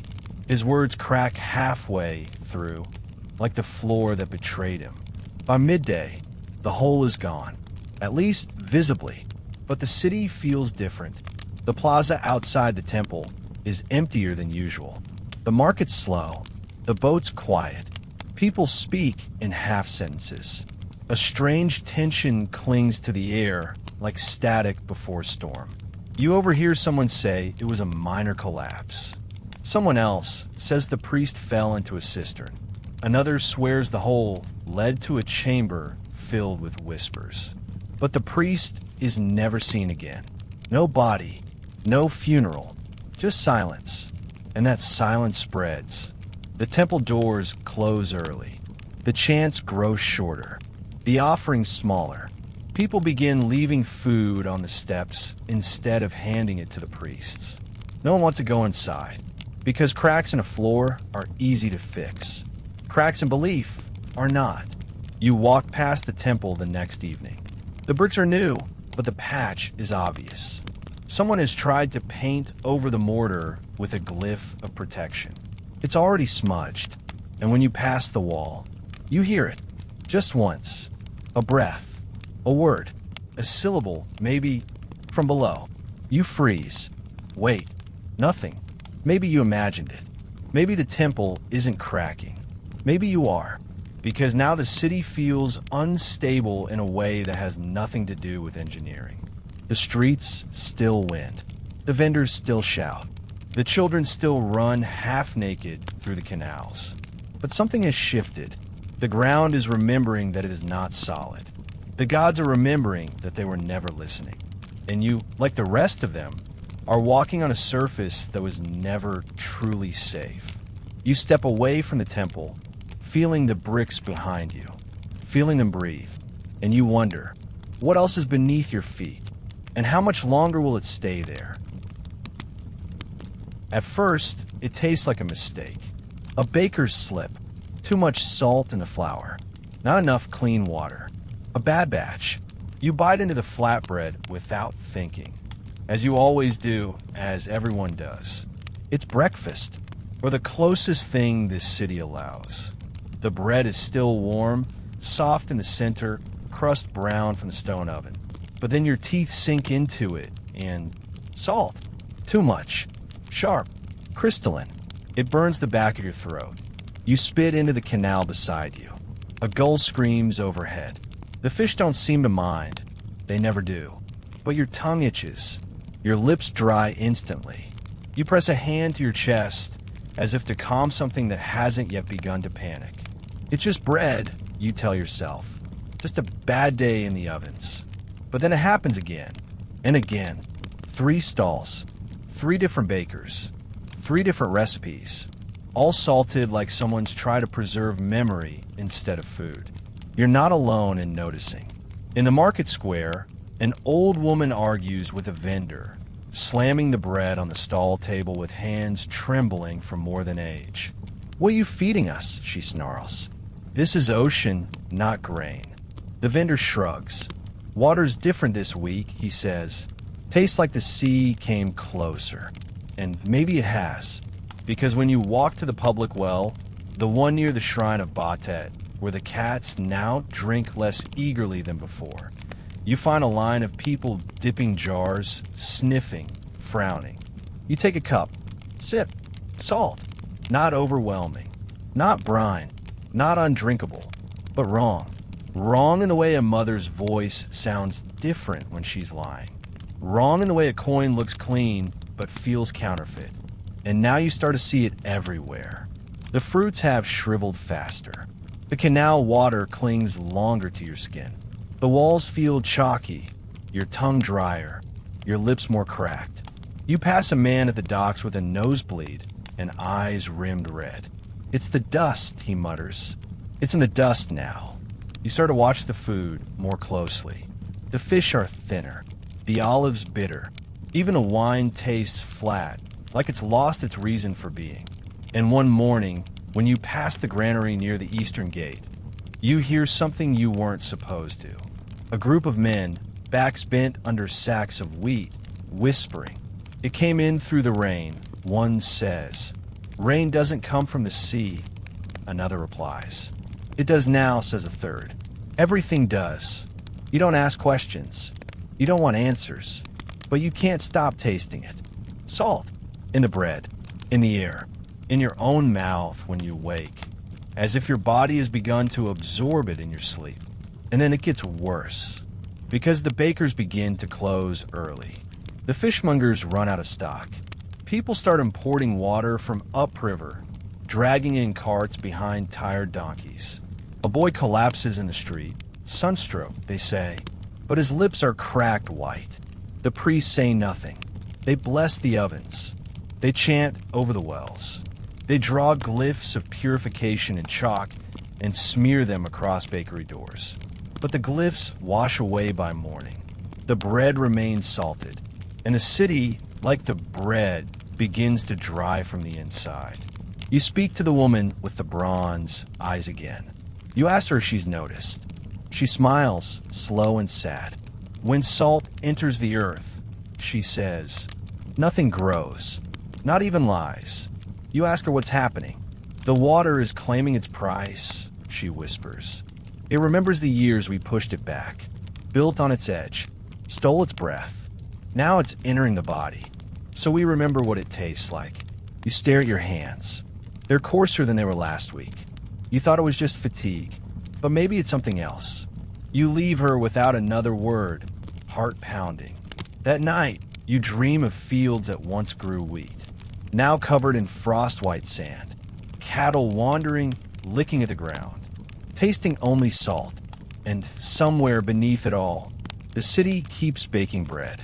Because tradition never dies, even if it poisons you. You wake with a bitter mouth. You drink water. It burns. And far beneath your home, where silt presses into limestone, the old gods lie dreaming of deserts made of tongues. It begins with a tide that forgets to leave. No trumpets, no eclipse, no furious divine wrath. Just water, steady, silent wrong. It comes in the middle of a quiet afternoon, when the sun is at its laziest and the city is dozing in heat. The canals, usually sluggish with warmth and algae, begin to rise. Not dramatically, not like a wave or a flood, but like a thought, slow, intentional, impossible to stop once noticed. At first, no one panics. A few merchants move their baskets farther up the steps. A pair of priests wade across a courtyard with their robes tied above the knee, muttering that it must be a moon issue or an unlucky calendar day. Someone blames a distant earthquake, but you feel it before you see it. You step out of your home and the air feels thicker, like it's been soaked in something invisible. Your feet squelch in a soil that was dry yesterday. You look down the street, and the puddles have multiplied, gathering in corners that were once dust. The fishmonger's stall is already surrounded. Small silver things, eels, minnows, frogs, flicker in the runoff beneath his table. He tries to shoo them away, as if they've wandered into his shop by mistake. But they didn't wander. They were sent. You walk to the eastern canal, the one closest to the temple, where the sacred barks are docked. You've stood there 100 times before. You've watched festivals, processions, even lovers kiss on steps. But today there are no footsteps, because the steps are gone, submerged. Only the top edge of the landing remains, like the tip of a tooth peeking from swollen gums. The water laps at the stone gently, lovingly, not in a rush. It's not here to rage. It's here to reclaim. And suddenly, you begin to see it everywhere. A boat moored too tightly now rocks awkwardly, its hull scraping against the stone as if trying to escape. A merchant screams that his cellar is flooded. A woman outside a laundry house weeps as her baskets float away, her linens dragging like drowned birds through the current. In the central market, the gutter floods first, then the square, then the base of the Heracles statue. You watch as the water covers his toes. He does not resist. By evening, the entire lower quarter is wet. Homes begin to sweat from the inside. Mold blooms like bruises across the walls. Even the cats, proud survivors of this city's decay, begin to vanish, fleeing to higher ground, their paws silent, eyes wide. And still no official word. No bells. No declarations. No orders. Only whispers. The sea is taking it back. It's the gods, angry at our doubt. It's the river changing its mind. You pass the old priest, the one who sealed the hole in the temple floor. His robe is soaked to the thigh, and he stares at the canal with a blank expression. You ask him if this has happened before. No, he says. Then. Yes. Then. It's always been happening. We just stopped noticing. A child walks by carrying fish in a bowl. They came into our house, she says cheerfully. Mama says we live in the river now. You stop walking, because suddenly you understand. This isn't a flood. Not really. Floods arrive and leave. Floods borrow. This is something older. Something final. The sea isn't visiting. It's moving in. And the city, with its cracked foundations, its salted wells, its tired gods, is not prepared to argue. The temples are closed by nightfall. The priests have stopped chanting. You hear one muttering to himself, scrawling glyphs on a brick wall already half underwater. Not to stop it, he whispers, just to be remembered. You climb to your rooftop and look out. The city is still there, but smaller, shrunken, softened, half shadow, half reflection. And in the moonlight, the water glows white. Not clean, not holy, hungry.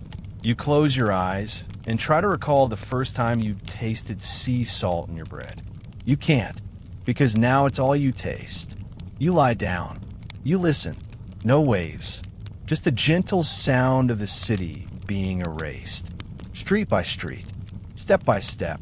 Memory by memory. The sea has come, not to punish, to collect.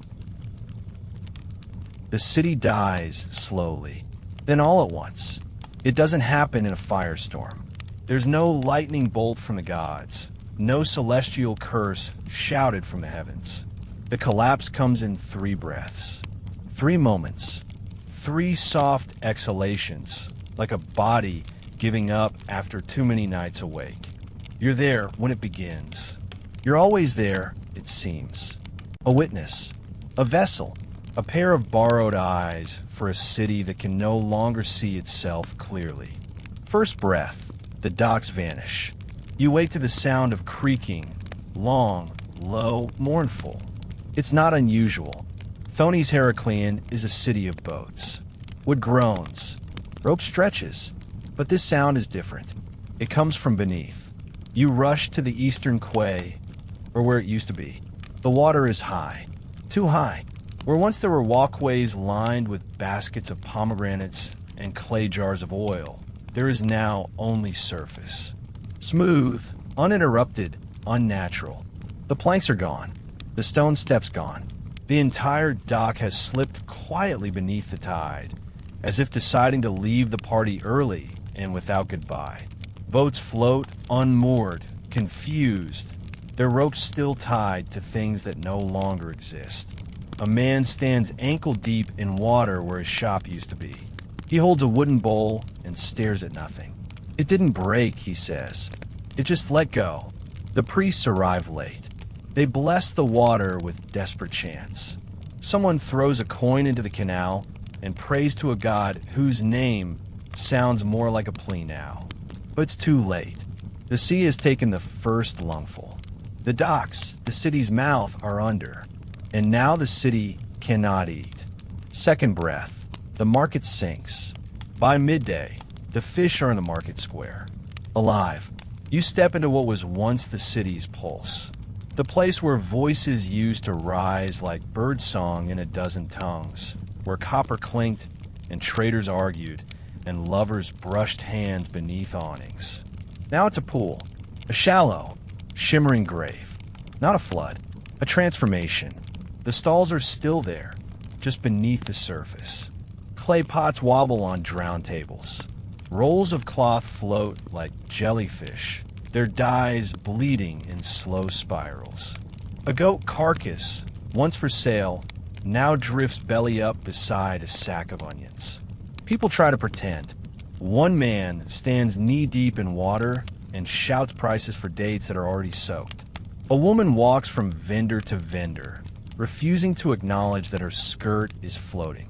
Children splash in the corner, laughing, too young to understand that something sacred is unraveling. You wade through, and the water is warm. Too warm. You reach down, touch a submerged bench. It crumbles. The market is not just drowning. It's dissolving, memory by memory. Where you once argued over figs, you now walk through silence. Where a flute once played, a fish now flutters past. You look to the statue of Heracles. His knees are gone, his posture buckles.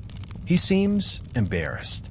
The sea takes its second breath, and the city loses its heartbeat. Third breath, the temple falls. You don't see it fall. You hear it, a sound like thunder underwater, like marble cracking in its sleep. You rush toward the temple, feet slipping on wet stone, pushing past crowds who have already stopped running. Because they know, it's done.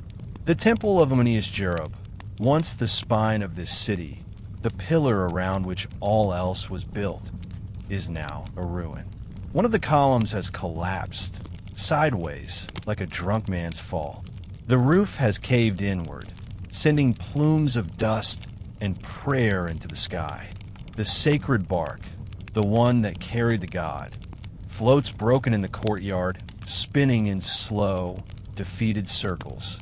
No chants, no bells, no priests, only mud, and the sound of water dripping where incense used to burn. You step inside, past cracked walls, over fallen icons. You don't know why. You just need to see. You reach the inner chamber, where once the god was hidden, shrouded, protected, kissed by flame. Now it is empty. No statue, no altar, only a hole, a gaping wound in the floor, lined with silt and fear. You kneel beside it. Look down. You cannot see the bottom. You listen. You hear breathing, but it is not yours. Not human. Something deep, ancient, full. And then you realize this is not a god's voice. It's the city, exhaling, its final breath. You rise slowly, step back, and as you turn to leave, you hear the stones shift again. Not loudly, just enough. Enough to say, this was the end, and no one screamed. Outside, the sky is still blue. The birds still fly. The sea is quiet. But everything beneath you has changed. Thonis-Heracleion has collapsed. Not with fire, not with war, but with tiredness. 3 breaths, 3 losses, 3 goodbyes the city barely had time to whisper. And the worst part, no one knows what to do now. The first time you see a god face down in the mud, it doesn't feel real.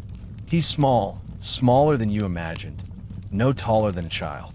His bronze skin is green with rot and algae, his eyes blind with sand. He lies in a courtyard that no longer has a roof, half covered by vines. A single reed threaded through one outstretched hand, like a forgotten offering. You don't know his name. He must have had one. All gods do.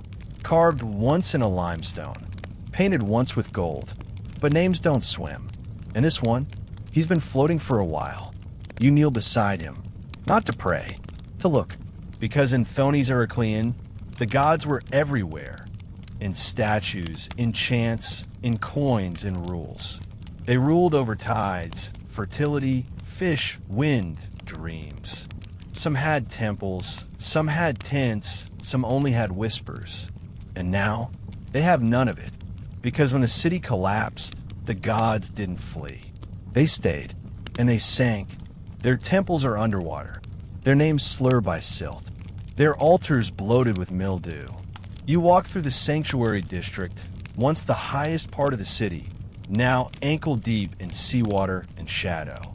The statues still stand, but differently now. Tilted, wounded, one god leans sideways against a palm tree as if he, too, has grown weary. Another lies in 2 pieces, his torso and head separated by a thin film of moss. Someone has drawn a circle around him in charcoal. A new symbol. Not worship, warning. And the worst part? No one is fixing them. The priests have gone, fled, or sunk, or worse, gone quiet. The worshippers mumble, but without direction. The chants still echo some mornings, but no one remembers the full words. Even the cats, those holy ones, have stopped lingering by temple doors. Because when the gods stop answering, the people stop asking. And now, the people have turned to the sea. They leave offerings on the shore. Not to Ammonius or Isis or Bodhead. To the tide. Cracked shells. Dead fish. Coins blackened with fear. The waves take them. Every time, you watch as a man bows to the water, not reverently, desperately. He whispers something about forgiveness, something about death. You don't understand the words, but you understand the posture. This isn't prayer, it's surrender. Later that evening, you sit atop a broken column and stare at the city's drowned heart. There's a statue of Neith, the weaver of fate, her arms outstretched, her body waist deep in water. Someone has placed a flower behind her ear. The petals are already curling from the salt. You speak aloud. Are you still listening? She says nothing, but the water around her ripples. You stare longer. Is it movement? Is she breathing? Or is it just the tide? The stars come out, dim and uncertain. The moon is bloated tonight, low and swollen like a wound. And in the distance, another statue slips sideways into the canal. No splash, just a sound like acceptance. You lie down, eyes wide, and it hits you, slowly, cruelly, like the water filling your shoes over days. The gods never left. They just couldn't swim, and now they lie beneath the surface, watching their own myths decay, unable to move, unable to help. Relics drowning in the very devotion that built them. You wonder if they ever were gods at all, or just stories too proud to admit they were human. The waves lap softly beside you. Somewhere, a hymn ends halfway through, and above, the stars flicker once, just enough to remind you. Even heaven forgets. They are everywhere now, tucked beneath doors that no longer open, wedged into cracked walls where no feet pass, pinned, sometimes desperately, to rotting wood, fluttering like broken wings in the sea wind. Letters, not scrolls, not proclamations, not official edicts. These are smaller, more fragile, less certain. They are written on papyrus browned by mildew, on scraps of linen, on the back of prayer notes once meant for gods who can no longer read. The ink bleeds, the corners curl, and yet they remain, insisting. You begin to see them once you learn how to look, once your eyes adjust to a city that no longer pretends to be alive. The first one you find is near the baker's ruins, a home with only 3 walls now, the 4th swallowed by the creeping canal. The letter is stuck in a jar by the threshold. You don't mean to read it, not at first, but the jar is cracked, the seal is broken, and the paper calls. To Mother, it begins. You pause, sit on the step that's no longer a step. You read, "If the river takes me, it is not because I did not fight. It is because I was too small. You always told me I would go far. I just didn't know it would be downward. I left food for the cat. I think she forgave me. No name, no date, just that." You place it back, and now you can't stop seeing them. In the corners of the drowned library, where books bloom with mold like coral reefs. Behind the altar of a collapsed shrine, where a priest's last note lies half buried beneath plaster.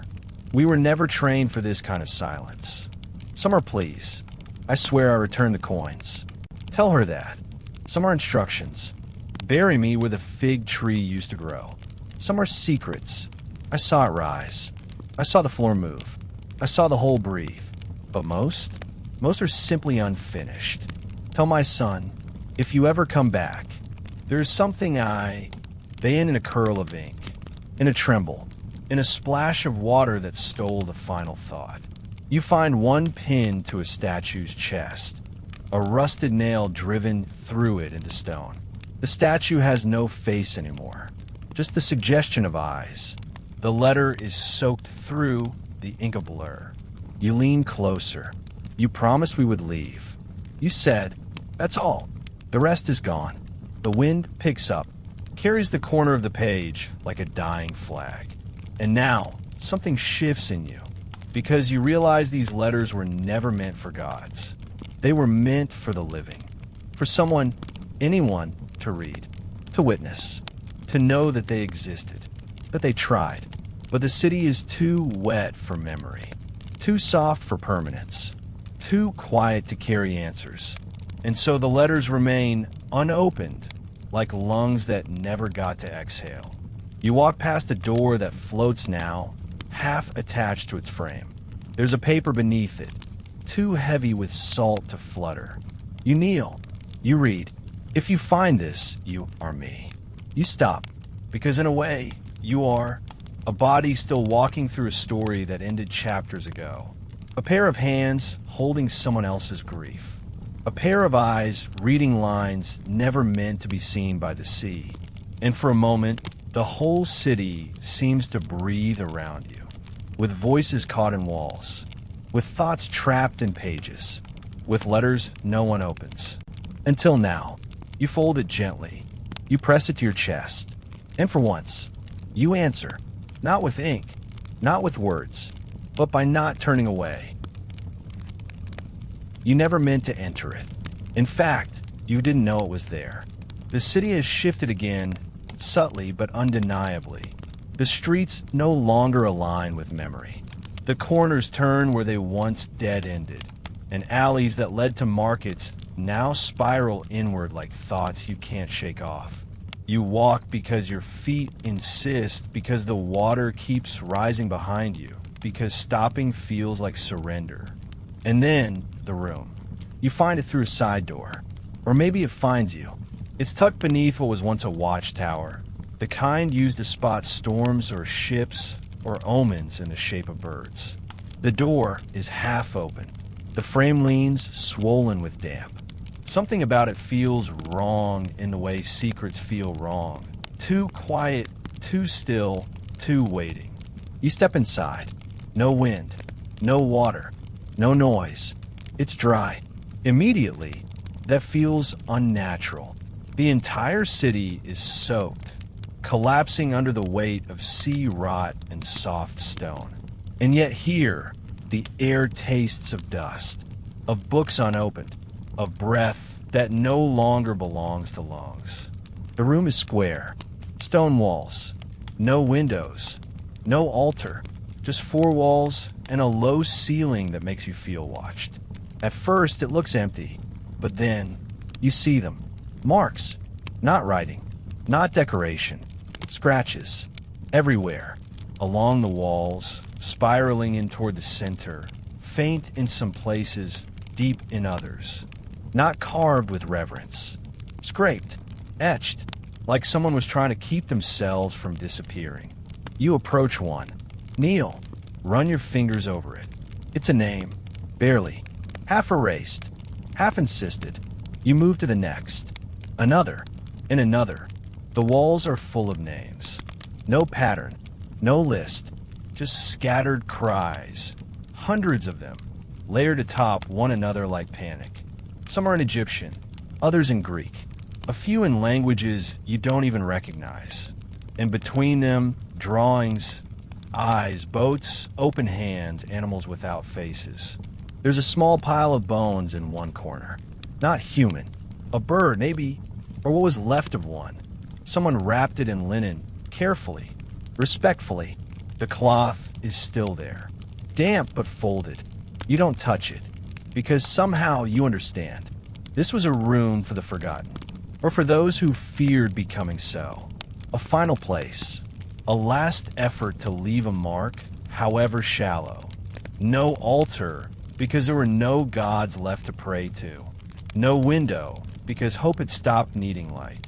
And then you turn to leave, only to find there is no door. The frame you stepped through is gone. The wall is solid, seamless. You reach out, tap the stone, knock it, push, nothing. You are now inside a memory that doesn't want to end. You sit, try to breathe evenly. There's enough air, but it feels stagnant, like it's been waiting years for lungs to stir it again. The walls press inward with silence, so thick you feel in your teeth. You try to speak. Your voice doesn't echo. You look at the names again, and suddenly they don't feel like dedications. They feel like warnings. You stand, walk the perimeter. No openings, no cracks. And then, in the far corner, you see it. A bowl, clay, chipped, half filled with something black. Ink, blood, water gone foul. Next to it, a reed pen. You understand what this room wants. It doesn't offer escape. It offers memory. And memory is a kind of mercy. You take the pen. Your hand trembles. You write your name. Not proudly. Not poetically. Just honestly. Because in this city, names are the only things that resist the water. Ink outlives breath. Scratches outlast skin. As you finish the last letter, the wall behind you shifts. A breath of wind.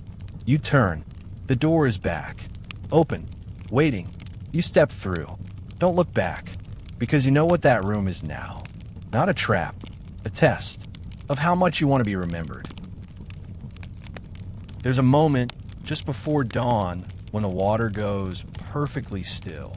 Not calm, still, like the world has paused its breath, like the sea has decided for a heartbeat to remember what it took. You're awake when it happens. You haven't slept. Not really. Who sleeps in a city that forgets its shape every night? Who closes their eyes when the tide presses against stone like a memory, trying to come home? You step outside, barefoot, quiet. The streets are gone now, replaced with channels. The roofs are the new plazas. People perch on upper levels, their lives elevated by necessity, their voices hushed as if speaking too loudly might crack what remains. And then you see it. The water glints strangely. It shimmers, not silver, not blue, but clear.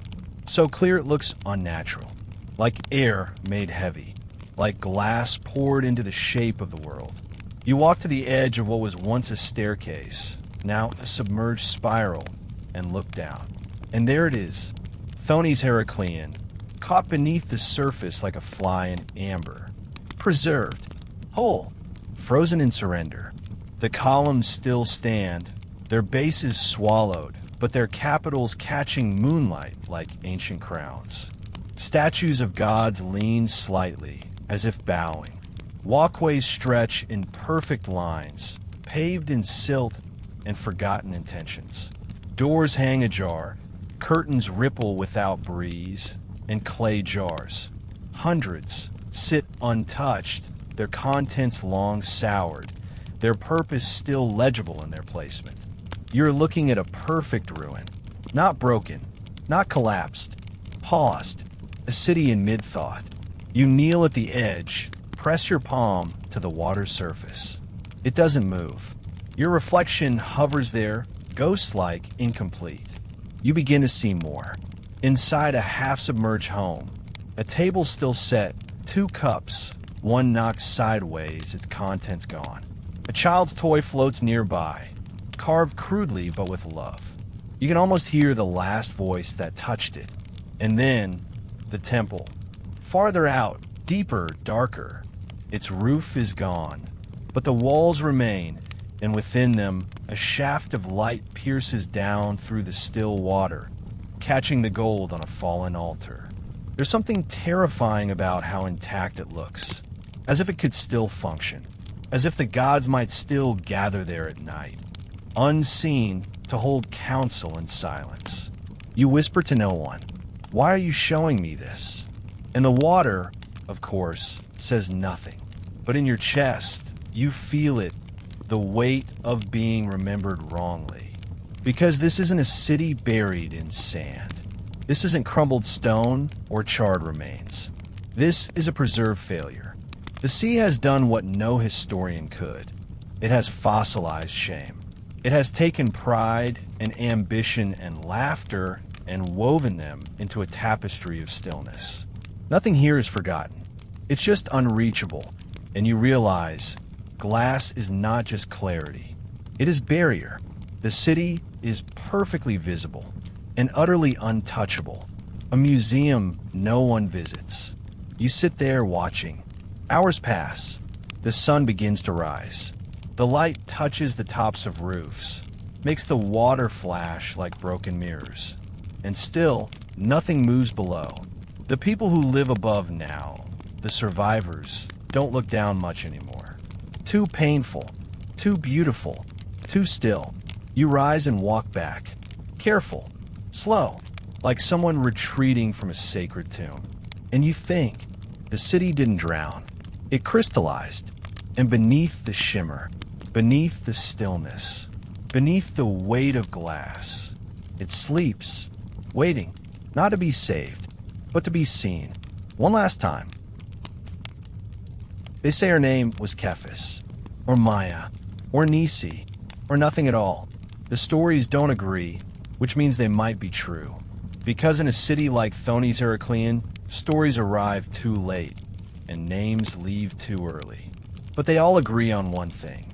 She walked into the sea. Not fell. Not drowned. Not dragged. Walked. You hear it first in a whisper, an old woman peeling oranges on a rooftop, speaking softly to no one. She wasn't afraid, the woman says. She stepped in like the water was her house. And maybe it was. You try to trace her steps. You go where the others say she was last seen, near the eastern end of the city, where the ruins slope into what's now more sea than land. The stone there is slick, covered in green fur, soft as regret. It smells like salt and endings. You stand where they say she paused. There's a footprint, maybe more a depression in the algae, a softness in the curve of the moss. It might be a trick of the light, but your breath catches all the same. Some say she was a priestess. She stayed behind when the temples emptied, when the gods went quiet, when the water first kissed the sacred stones. She sang underwater, they say, learned how to hold her breath for entire prayers. Said the gods were still listening, they just wanted someone to listen harder. Some say she was mad. She used to sleep with a net over her bed, not for insects, but for dreams. She said they floated in with the tide. Ancient ones, not hers. And if she didn't catch them, they'd live in her throat forever. She didn't speak much. Some say she was just a girl who got tired of standing still while her home slipped beneath her. A girl who had nothing left to climb to. A girl who, one morning, took off her sandals, stepped down the broken stairs, and walked into the sea as if it had opened just for her. You try to imagine it. The cold water licking her ankles, then her calves, then her hips, her white dress darkening with each step. The city watching, no one stopping her. Not because they didn't care, but because they understood. You kneel, touch the water. It's warm, too warm, like something has lived in it too long. And in the stillness, you see something below. A flash, a pale shape, a curve of stone, a trick of reflection, or a hand. It's gone before you can be sure. You listen. The sea is quiet. But in your bones, you hear a rhythm. Not waves, not wind. Footsteps. Still walking. Still deeper. Still choosing. Later, someone tells you a version of the story you haven't heard before. They say the girl wasn't alone. That she walked ahead of someone. A second figure. Smaller. A child. And when they reached the deepest part, they vanished. No bubbles. No struggle. Just gone. Some say they became sea foam.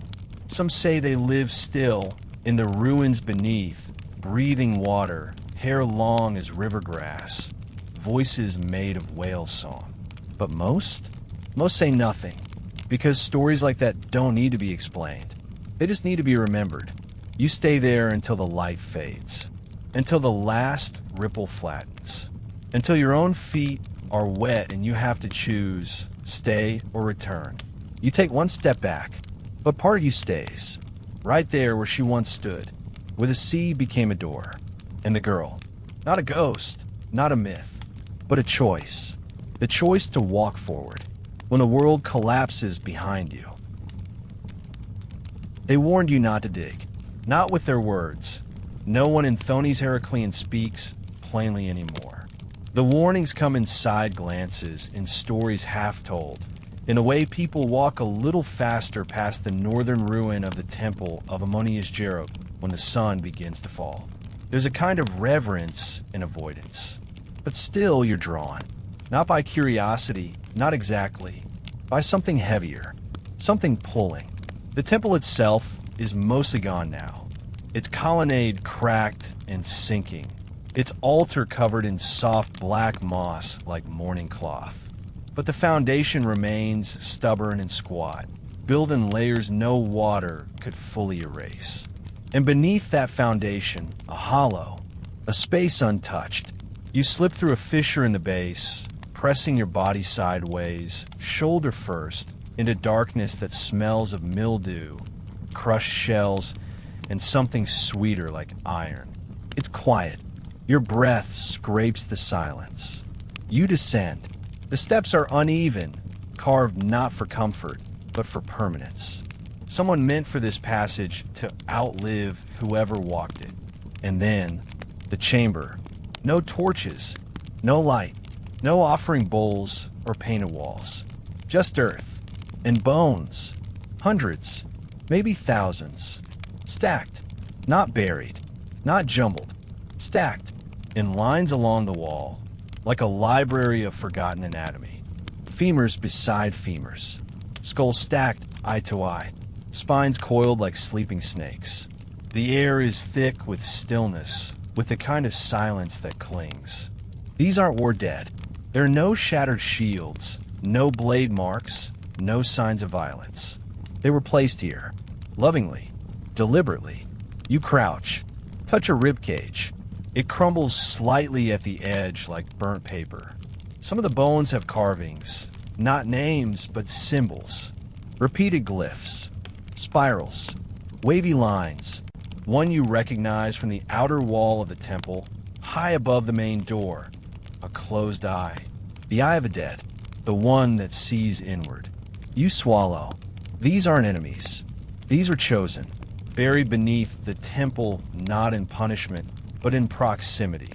To the gods. To power. To contain something. Because now you begin to notice. This chamber was sealed. There's evidence of it. The stone around the entrance blackened, as if it was once burned shut. And there are markings near the top of the walls, scrawled in haste, scratched in panic. Phrases like, "Do not open. They do not sleep. We were wrong." You back away slowly, your skin cold despite the thick air. Because something is wrong here.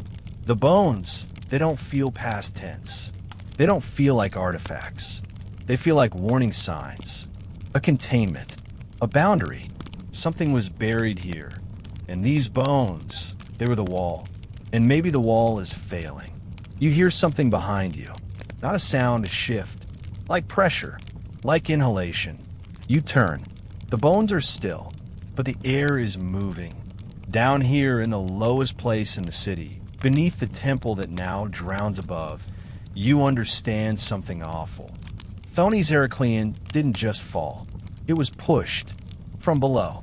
In this place, this bone-choked void was the first fracture.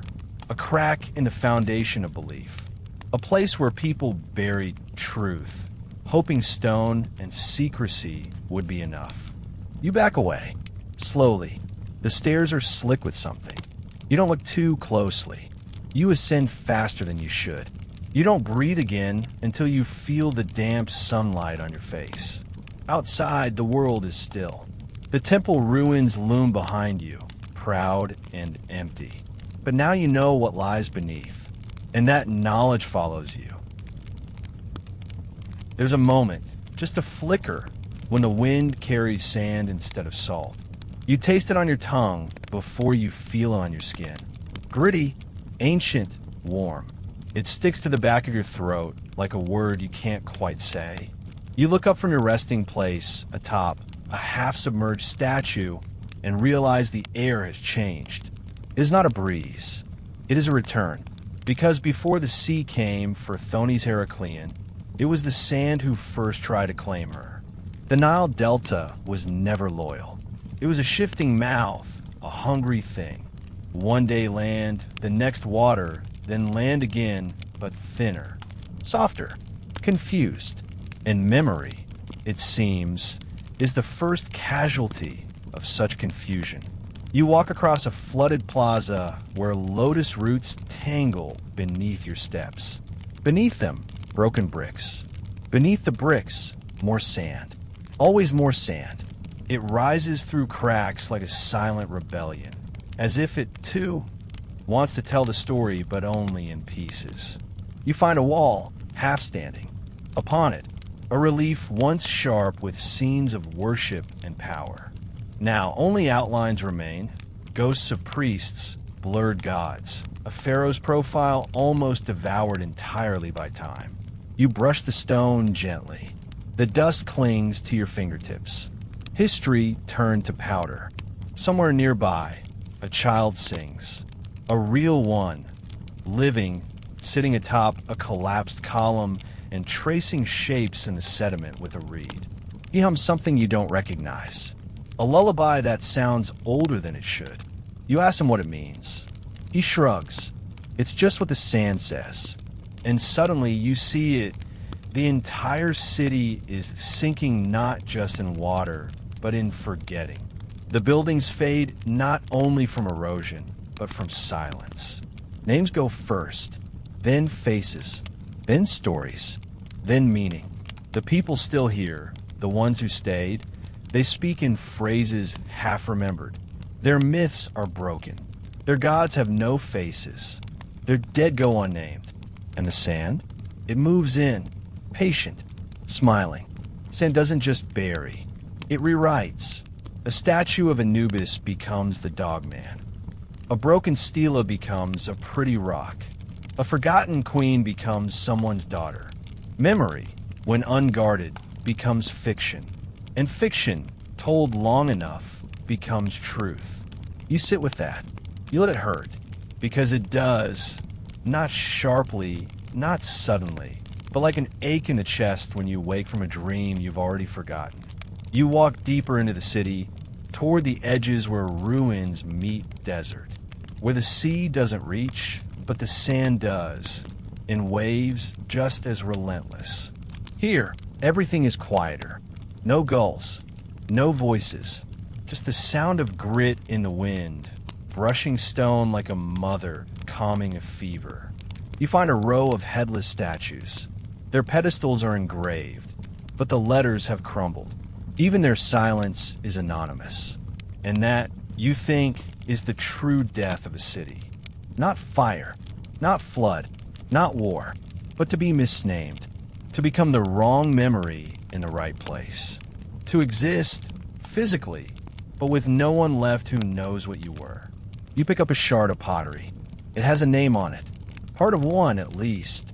Iare, maybe Saphira, maybe Timora, maybe no one at all. You hold it to your chest. It warms slightly. Not from magic. From your skin. I remember you, you whisper. You place it in your satchel. Because you know now, you must carry something. A word. A name. A shape. A feeling. Something the sand can't eat. Because in Thonis-Heracleion, sand is not forgetting, it's replacement. And tonight, at least, you refuse to be replaced. They say the gods see everything, but no one ever asks what the city sees. Not just the people, not just the temples or the throne rooms or the markets, but the streets themselves, the walls, the windows, the open courtyards where voices once echoed, now flooded with shadows and silence. You stand now at the highest place still standing, what used to be the roof of the Great Archive. Or maybe the observatory, or both. The lines blur here. Once, the scholars of Thonis charted stars and scrolls in the same breath. They believed that what was above mirrored what was below. A dangerous thought in a city destined to sink. From here, you see it all. Not as it is, but as it was. You close your eyes, and like a film drawn across your vision, it returns. The sea has not yet taken her. The docks still bustle with grain sacks, with amphorae of oil, with voices speaking a dozen tongues. Sailors argue in Greek, lovers whisper in Demotic, merchants lie in Phoenician. Incense waft from side alley. Someone is frying river fish. And above it all, rising from the heart of the city, the towers of Heracleion shine like brass mirrors, reflecting the Nile's golden dusk. The statues of gods stand proud, eyes wide, arms open. Priests line the steps, lifting offerings that glitter with gold leaf. The water laps gently against carved stone, as if in worship. The city was alive. And then it wasn't. Not all at once. Not like the poets say. There was no thunderclap, no warning bell, only a groan. Low, terrible, from deep beneath the earth. The kind of sound that makes animals bolt and children cry. without knowing why. Some thought it was a new god. Others thought it was the return of an old one. But the city knew better. It was being watched. By the river. By the sea. By time. The sand shifted. The mud softened. The water crept inward, not as a wave, but as a decision. Stones cracked. Foundations moaned. And somewhere deep beneath the central temple, something gave way. It was slow at first. Surreal. A corner of the marketplace dipped. A column leaned. A road disappeared under a soft trickle of water that no one could stop. They laughed at first. Life went on, but not forward down, and the city watched. Watched as sandals turned to splashes, as prayers turned to screams, as statues tilted, faces sliding toward the earth like melting wax. It watched as families tied themselves together with rope, hoping not to be separated. It watched as scrolls floated like jellyfish through temple halls. It watched as gods drowned, silently, face first, into the silt they once ruled. The sea did not roar. It whispered. "Come back," it said. "You were never meant to rise." And the city, heavy with memory, heavy with pride, bowed. Not in surrender, in grief. And what was the last thing it saw? Maybe a mother lifting her child above the waterline one last time. Maybe a priest pressing a final kiss to the floor of a shrine before it cracked beneath him. Maybe a lamp, small, stubborn, flickering against the rising tide, refusing to go out until the very last breath of oil gave in. Or maybe, just maybe, it saw you. Because you're here now, walking its bones, reading its scars, breathing air it hasn't tasted in centuries. And maybe that's all it ever wanted. Not to survive, not to be rebuilt, just to be witnessed. You open your eyes. The view is the same. A drowned skeleton of a world, soft with moss, brittle with salt. But now it looks back. You see it. The city's gaze. Not angry, not ashamed, grateful. Because in this final hour, someone saw its last light and remembered. It does not end with a bang. It never does. Cities do not die with earthquakes or fire or flood. Not really. They die in the pause between footsteps, in the quiet gasp of a forgotten name, in the long sigh of a door that is never opened again. Thonis-Heracleion did not disappear. It fell asleep, and like all ancient sleepers, it dreams. You sit now on what used to be a temple step, though it's hard to tell. Seaweed wraps around it like a shawl. Coral crusts its edge. Somewhere near your feet, an eel curls into the basin of what was once a sacred font. The air is soft. The water moves slowly like thought. The city is dreaming around you, and you're not sure whether you've come to visit or to stay. Above you, the sky dims. The stars appear one by one, shyly. The kind of stars you can only see from a place that no longer matters on maps. The air tastes of rust, of silt, of jasmine gone wild. Somewhere a flute is playing, or maybe it's just the wind through broken arches. You close your eyes, and the dreams begin. In them, Thonis is whole again. The streets are dry. The flags flutter in Nile wind. Children run barefoot, their laughter bouncing off polished stone. You smell honey, sandalwood, warm bread. You hear traders shouting, scribes muttering, sailors singing their gods into port. You see her, the city, golden and arrogant, balancing 1,000 languages in her mouth, her temples taller than memory, her waters laughing, her people shimmering with salt and sun. And she sees you, not as you are now, but as you were, or could be, someone who remembers. Because this is the true afterlife of cities. To be held in the bones of the living. To be remembered in breath and retelling. Not perfectly, not clearly, but gently. You wake with a start, or maybe you never slept. The water laps against the step. The city is quiet again, but not empty, because even in its stillness, it speaks. in tide, in shadow, in ruin, and its voice says, I was here, I was real, I mattered, and somehow, that is enough.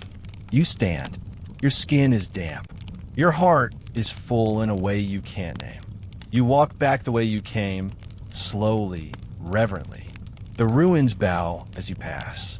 The statues close their eyes. And as you leave, the sea rises just a little. Not to chase you, but to tuck the city back in. Like a mother smoothing the blanket over a sleeping child. Because Thonis-Heracleion is not gone. She is only sleeping. And now, you've dreamed her too.